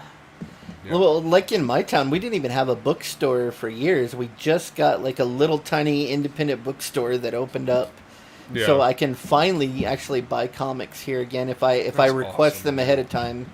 If I Yeah. request them, they'll Dude. order them in for me. But yeah, they Previews. don't. We had no bookstore Which is, for like, years and insane, years man. here in my town. So Yeah. so, yeah. Little comic shops especially survive, like they live and die by their pull list, and that's why I've been thinking about doing a like a previews pull list video or like a live stream. I didn't get the editing done and whatnot for this previews, but I put an order in for the first time in like almost a year for previews because I was I'm not gonna lie, I was a little upset with Diamond for the way they cut and run on the industry, you know. And I'm actually kind of glad that Marvel and DC are publishing or getting their books delivered through somebody else. You know, I've said for years that Diamond needed competition, you know, because they would just toss books in boxes haphazardly. You know, I realize it's a warehouse job, but you're sending out what could be collectibles to people. Like these are going into people's collections. You know, have a little fucking care. And I got fed up. You guys remember when Batman Damned came out? Oh yeah. Okay. So the day that came out, I was opening the shop. It was a Wednesday, and you know I had the boxes, and no, I guess this would have been a Tuesday because I got them the day before. Anyway, opened them up, and you know, go to cut the box open, and I don't cut in very deep. Open up the box, and all of our Batman Damn #1s, the Jim Lee variant and the regular, meh, it's somewhere in here. Anyway, if I had cut down any further, I would have cut right through all of our stock of that issue. Like I would have literally ripped all the covers in half.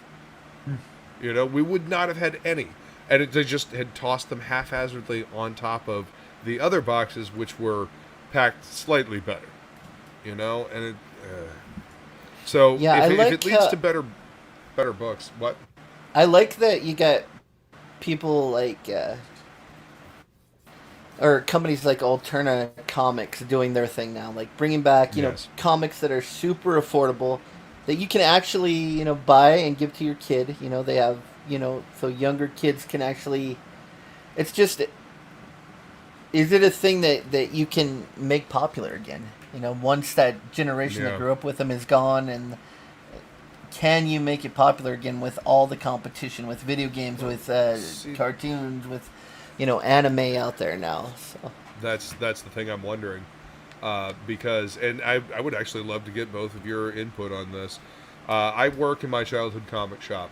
We've all heard the rumors that Marvel and DC might not publish new material sometime soon. Like, if that's the case, what's the future for my little shop? You know, what future do we have? So, what avenues do I have to get the badass shit that I'm seeing over on Indiegogo, this indie scene? How do I get this into the shop? You know, Luke Stone reached out to me on Twitter. He's like, how do I get, so I'm trying to get an idea of stuff that, might work in the shop.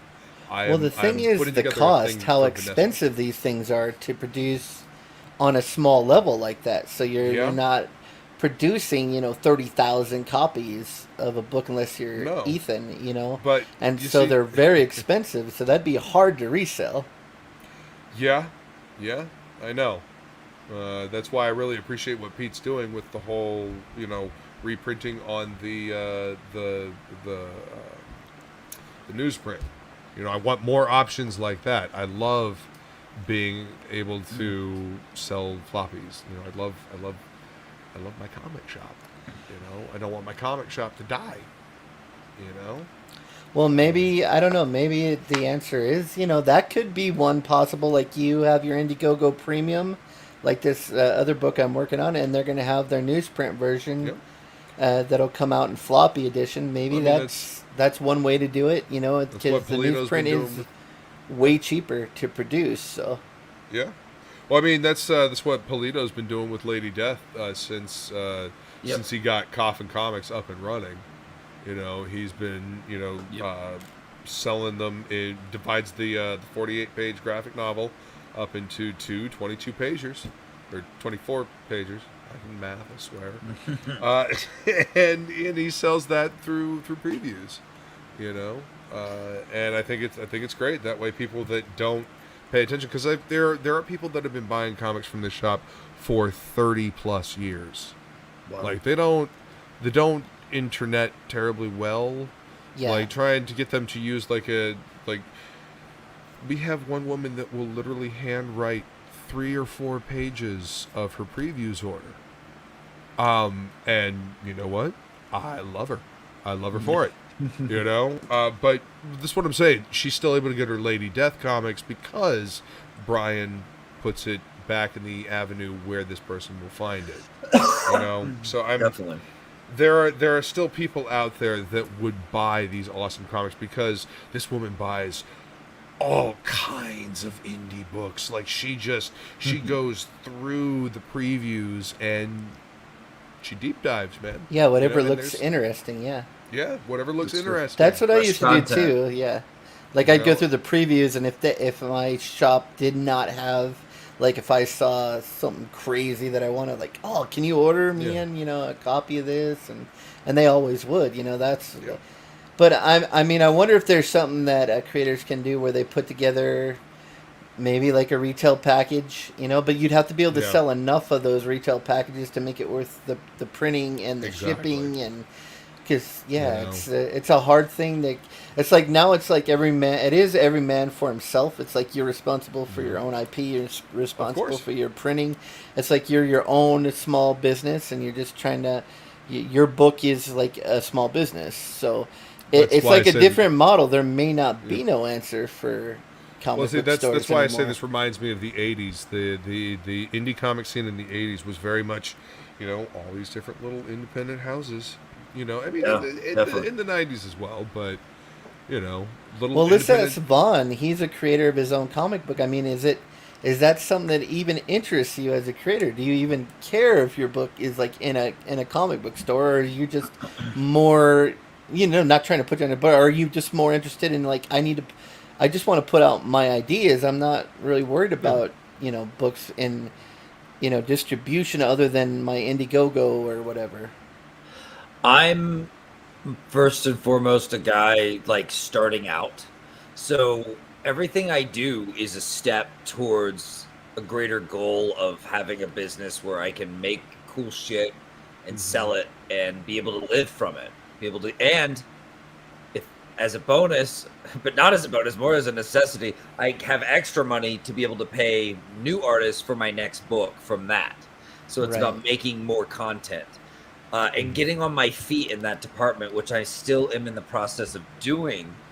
So, everything I do is in service of that goal right now. So, yeah, I'm trying to make content that's... Oh, sorry, what was the question again? I'm sorry. Yeah, but that's what I'm saying. I'm like, all these guys that are starting out are not. They're not. I They're know not. the They're printing not trying costs. to make their books Yeah. accessible to comic book stores. That's Right, really right, not right. It's not a not part goal. of the model. I know. My goal is going to be there, but it's not Eventually, in the okay. near future because I feel Right. like I'm still building myself up. I'm still trying to make this like Sure. to see if I have what it takes to actually pull this off. Actually, to be honest, and Yeah, that's with me too. Like I'm putting out my book to see if because I think I'm kind of rare because Right. most comic book artists are either they work full time and they do work on comics as a hobby, or they're all in on it. And I'm kind of a guy that is I work full time and I actually have to have the revenue from my comic book work to survive. Like it is part of my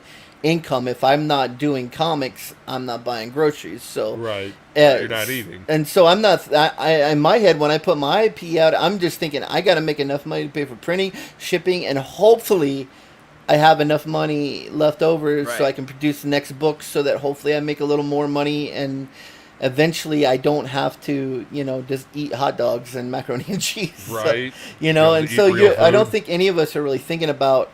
Like I said, it's every man for himself, and so then there's the comic book stores, and I feel like I think they're going to get left behind. I hate to say it, as wonderful and fun, great places as they are, that I loved when I was a kid. I don't think that it's going to be around another generation. I just don't think there's enough new people coming in to the medium.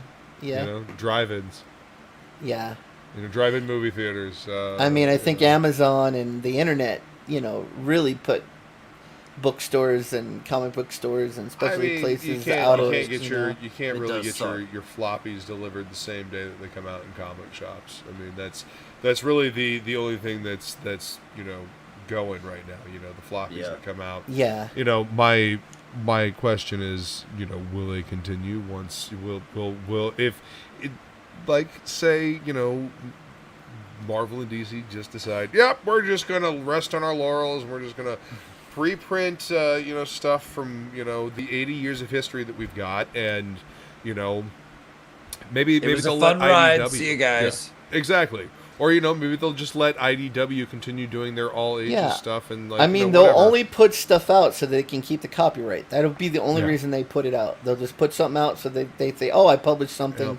So we still own the copyright. That's the only reason they're going to put anything out eventually.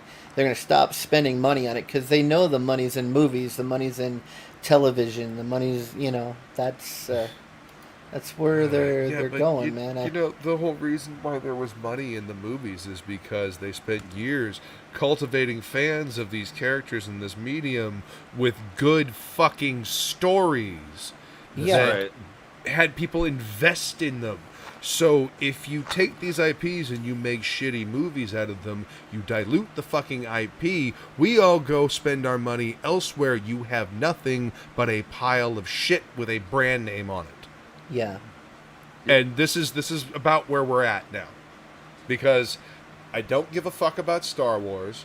I really have a hard time caring about the MCU.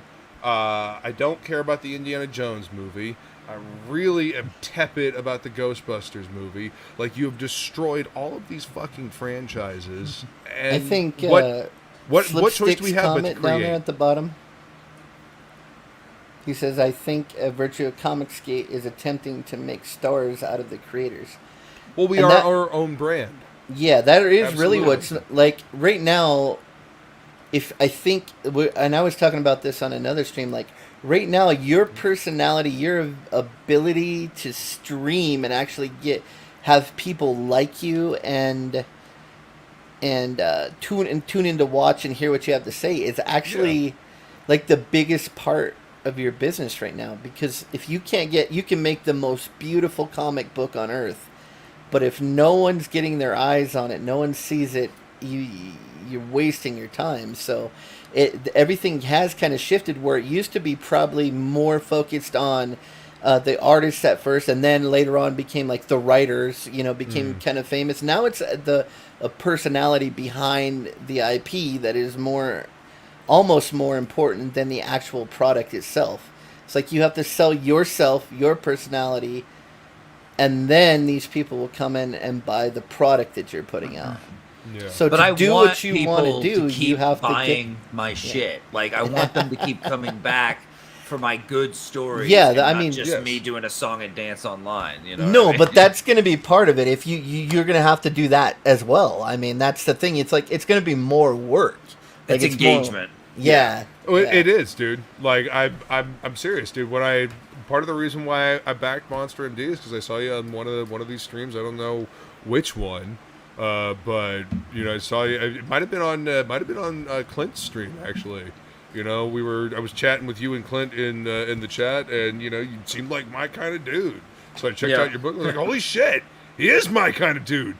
That fucking doctor's wearing a mayhem shirt. See, I don't buy on personality though. Like I actually do. I'll go to the Indiegogo. I'll look through. I'll like, do they have some pages I can look at? That's a huge thing for me because I've seen a lot of campaigns. They have 2 covers, they have a blurb, they'll have their stretch goals. Where's the page? I want to see some sequentials. I gotta know what story I'm gonna be walking through. And so I look at the art. If I think it's cool, if I think the concept's cool, I buy it. Yep.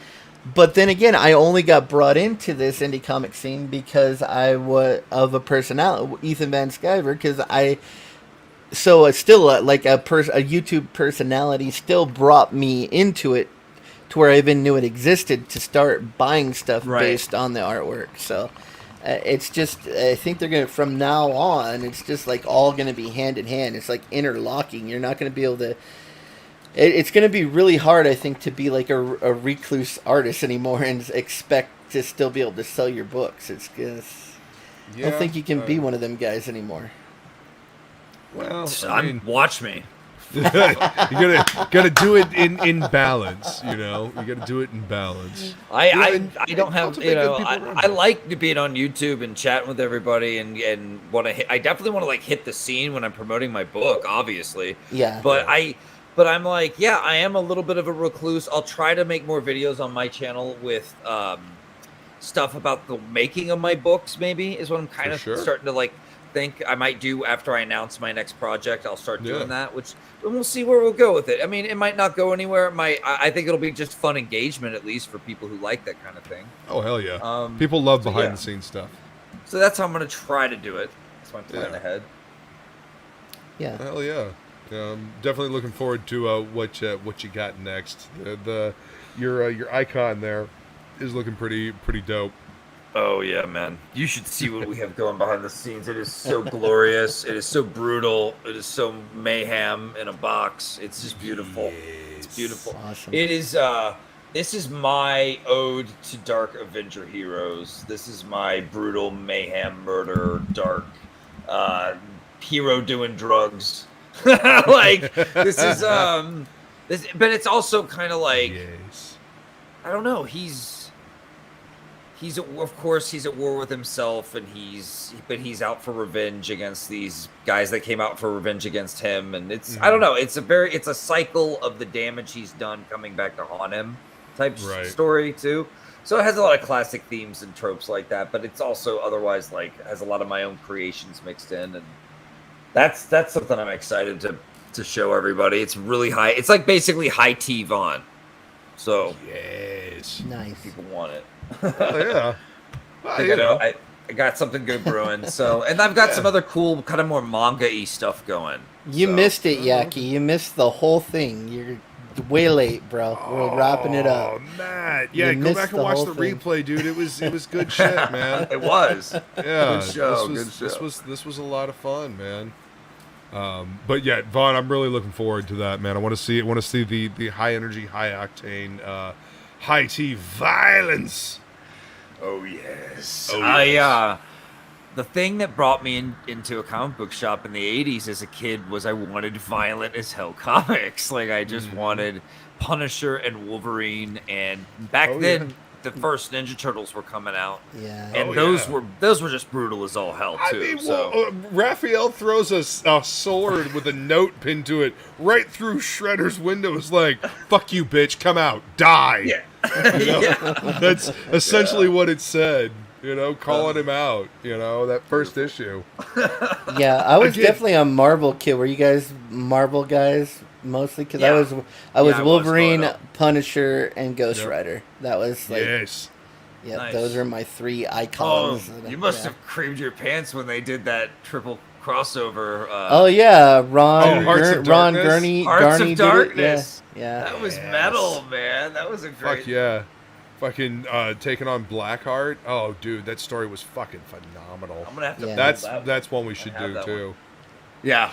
Oh, please. I definitely am like that. Some of the comic skaters are doing like crossovers and stuff. That's really cool. I like that. I It's like that fun, sort of man. collaboration too. So it really feels like more of a you don't want to say community, but more of a community. Like all like-minded people. It's like, and I'm kind of doing stuff now too, where like I'm trading out work on my book for work on other people's books. So a lot of collaboration and stuff. I find that really enjoyable too, to get to work on other people's IPs and see what someone else does on what I'm working on. I love all that collaboration. It feels like like when I was a kid, I would have loved to get into drawing and painting comics, and it was kind of the dream. But now, like, I'm older and I get to actually finally do it and have these little collaborations and stuff. Hell yeah, it's man. fucking great. I love it. Yeah.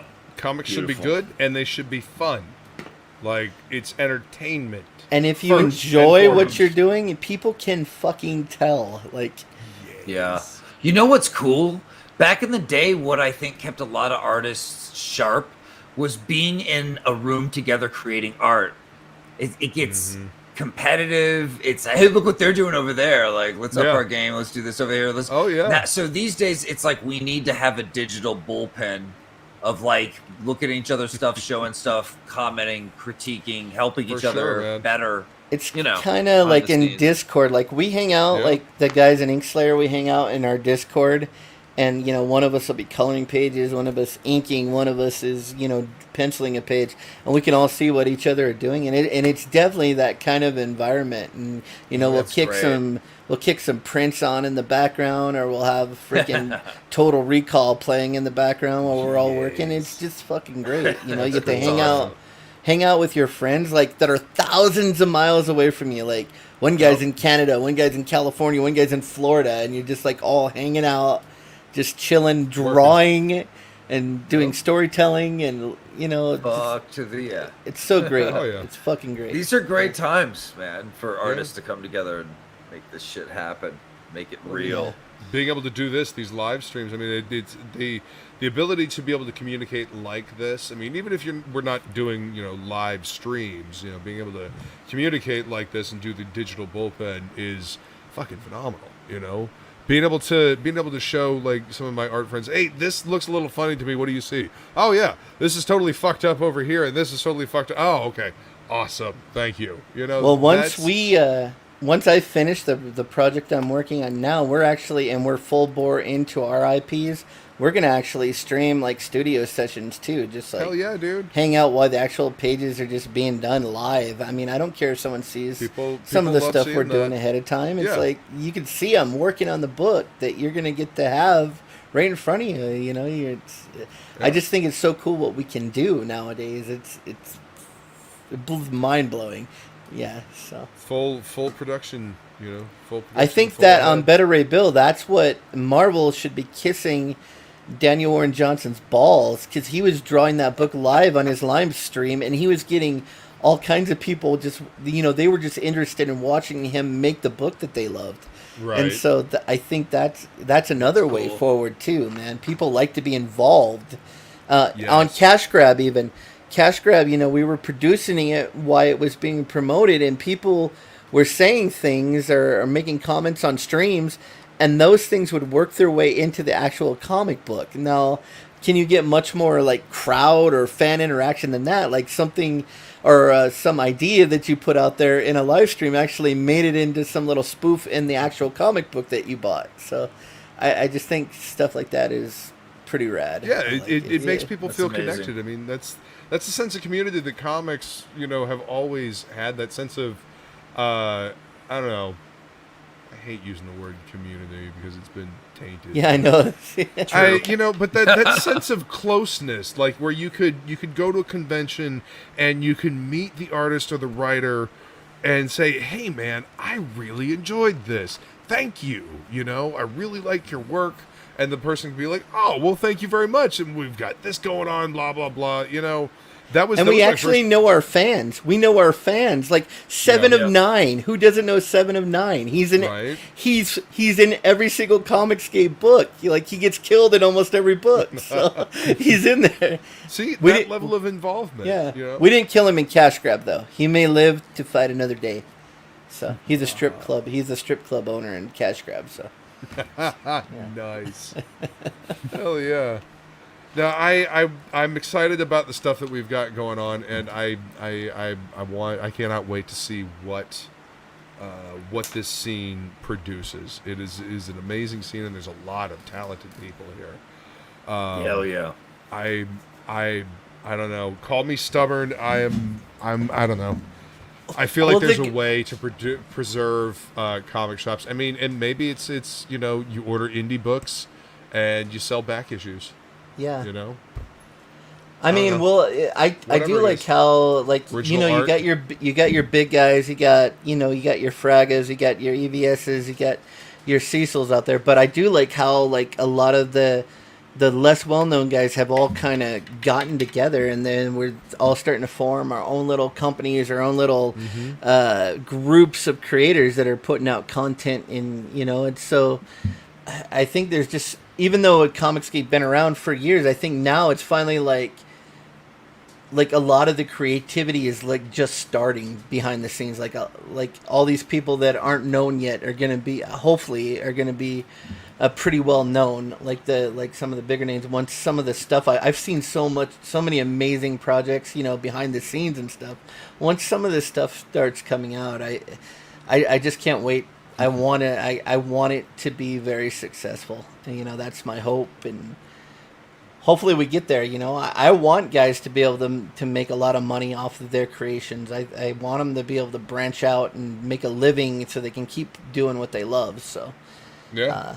and that's the hope for myself, and Vaughn too. All of us, we just want to be able to do what we love for a living and keep doing it. True that, man. And we also want to eat. I want to eat this burrito I have. Yeah. It's like I microwaved this burrito forever ago, and you guys just keep droning on, and And I'm pretty sure it's not hot anymore. Well, we stopped talking about the subject of the video like an hour ago. Well, so that kind of happens with these streams. But I We'll just want start- to let you guys roll, at the same time, because it's good well, stuff. I It's good stuff. feel like it's important to have these discussions about it, and I enjoy being able to bounce these ideas off of my colleagues. You guys are making books, and you are in this scene. You're making things, and just to be able to get an idea about is there a future for an actual comic shop anymore? That's something that I've been weighing, because I love my comic shop, and Vanessa's done an amazing job running that place for 30 years. So I don't know. Anyway, heavy thoughts. Never mind. Yeah. Barry Windsor Smith, Weapon X, fucking Yeah. fantastic book. Go grab I was gonna say grab a trade paperback, but they're $900. Well, they have a new trade out. They have a Get the new digital version out. They got the digital version for $9, so grab that, read it. I want to say real quick, if you haven't gotten Cash Grab, I know it has gone to the printers, and it for real will be taken down pretty soon, probably within the next couple weeks. So if you haven't got a copy yet, grab that. If you haven't grabbed a copy of Charlie's London, that will be going to Awesome. print soon as well, so grab a copy of that. I cannot And- wait for that. It's looking really Yeah, good. and Billy Basco's been actually doing a lot of work on it with me, so now I'm gonna have to share credit with that guy. Oh my god! He's doing No, Billy's beautiful work. fantastic, man. Billy Yeah, that Basco is dude. definitely an up and coming colorist that's gonna give me a run for my money. So, and I'm happy for him that he's getting some recognition out there. So, Hell yeah, if you guys need That's some awesome. books colored, hit him up. Sweetheart of a guy too. Yep, and he's going to be doing some great stuff. Goblin Girl. Yep. It's going to be coming out. It's Ooh. going to be great. Seen a couple of colored pieces that he's done. I'm going to for be that. working on It's a gonna be book awesome. with Jason called Frog G. based on a Oh, trading card we did that everybody liked, and that's going to Yep. be cool. So, yeah, there's a lot of fun stuff coming, and then I have Metal Mayhem Rock Boy coming out through Ink Slayer, and that's going to be my baby. And I just did a cover for Russ Leach, and he traded me out some pages, so he's going to be doing a little artwork in that for me as well, and I'm going to be doing like a lot of the finishes and stuff on it. So I get to do a lot more than I usually get to do on comics, not just color, but be way more involved. And I wrote the story, so Nice. it's going to be fun. It's going to be fun. Cool. Oh, yeah. And what's coming up for you, Mr. Vaughn? Well, let's see. I got a villain origin story I did for Eddie Winkler for Sovereign Wolf. He gave me the heavy but badass duty of making this really creepy villain that's going to scare the shit out of everybody, and named The Hatred. And that was a really fun script. So we might be making it a little bit bigger, though, but I don't know. But I wrote him that. That's pretty much done. We're supposed to start drawing it soon. What else? I wrote a script for a pretty big comic skater soon, but I don't want to announce anything until he, green lights me. But Right. so that's another one shot with my name on it out there. I wrote something for Narwhal that he wants to make after he finishes Earthbound 2's campaign. Nice. So we'll see what happens with that. What else? I wrote, I don't know. I hope Lady Alchemy's still finishing up getting colored, and then that's going to get lettered, and that'll be done. So that'll have to be another thing I did. So looking forward to that one. What's up? Are there any other things? I feel like there's all these different little things, that I did. Oh, I helped edit Deathsworn's Ashcan book. For Oh, Carl. nice. So that was Nice. awesome. Have my name on that is such an honor. Like, I did not expect him to put my name on it at all. I was just trying to help, but he was Right. like, "Bam, here you go." I was like, "Okay, Dude, man." Carl's a good dude. I like him. He is a good guy, man. Yeah. Good friend. And what else? Yeah, so yeah, you're gonna be seeing my name popping up here and there. Excellent, man. Always look Great. forward to seeing Oh, I'm going to be doing work for Eric Weathers now on a supplementary book for his Battle Brick Road thing. So that's Excellent. Nice. I got that one Yeah. coming, so I'm looking forward to that. Oh, hell yeah. Doing Yeah, a I'm gonna new have a logo s- for Red Eyes too. Yeah, I was going to say I'm going to have a slew of covers and cards that are coming out in the next couple months. So keep your eyes open for those, or like exclusive covers or variants that are coming out. Oh, So yeah. Nice. Man, Yeah. see, I just love this, man. The productivity and people doing what they love and enjoying it. Hell yeah, man. stuff. That's what it's all about. Speaking of somebody doing what they love and enjoying it, Mr. Matt Barr is in the chat. He's doing Rock and Roll Matt. Ninja, Rock and Roll Ninja. I think Nice, if I man. did it correctly, the link for that is in the description of this video. yeah, a couple other books. Six Gun Gorilla, Yes. Brian Kristoff. Ooh, good stuff.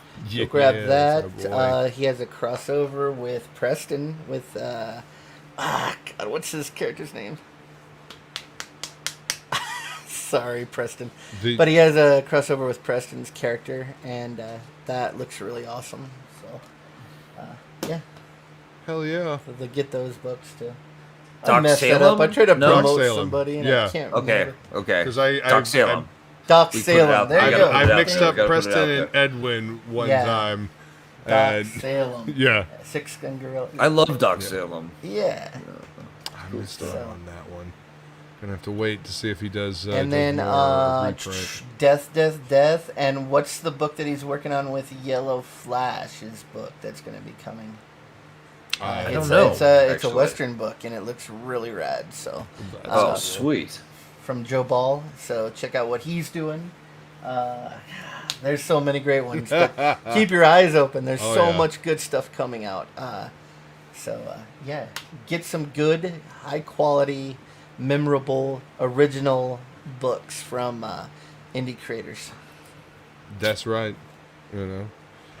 All right. Well, I guess we go ahead and wrap this up. I think. Thank you so much for coming to hang out, Vaughn. It's a very nice surprise, man. And I Yeah, honestly good didn't time. expect us to go this long. We usually just kind of ramble for a little bit afterwards. Yeah, it doesn't usually go for an extra hour. But yeah, guys, go check out Weapon X. It's a fucking great book. The original, not all the diluted iterations afterwards. So I guess we're going to see you guys Later, guys. Good night.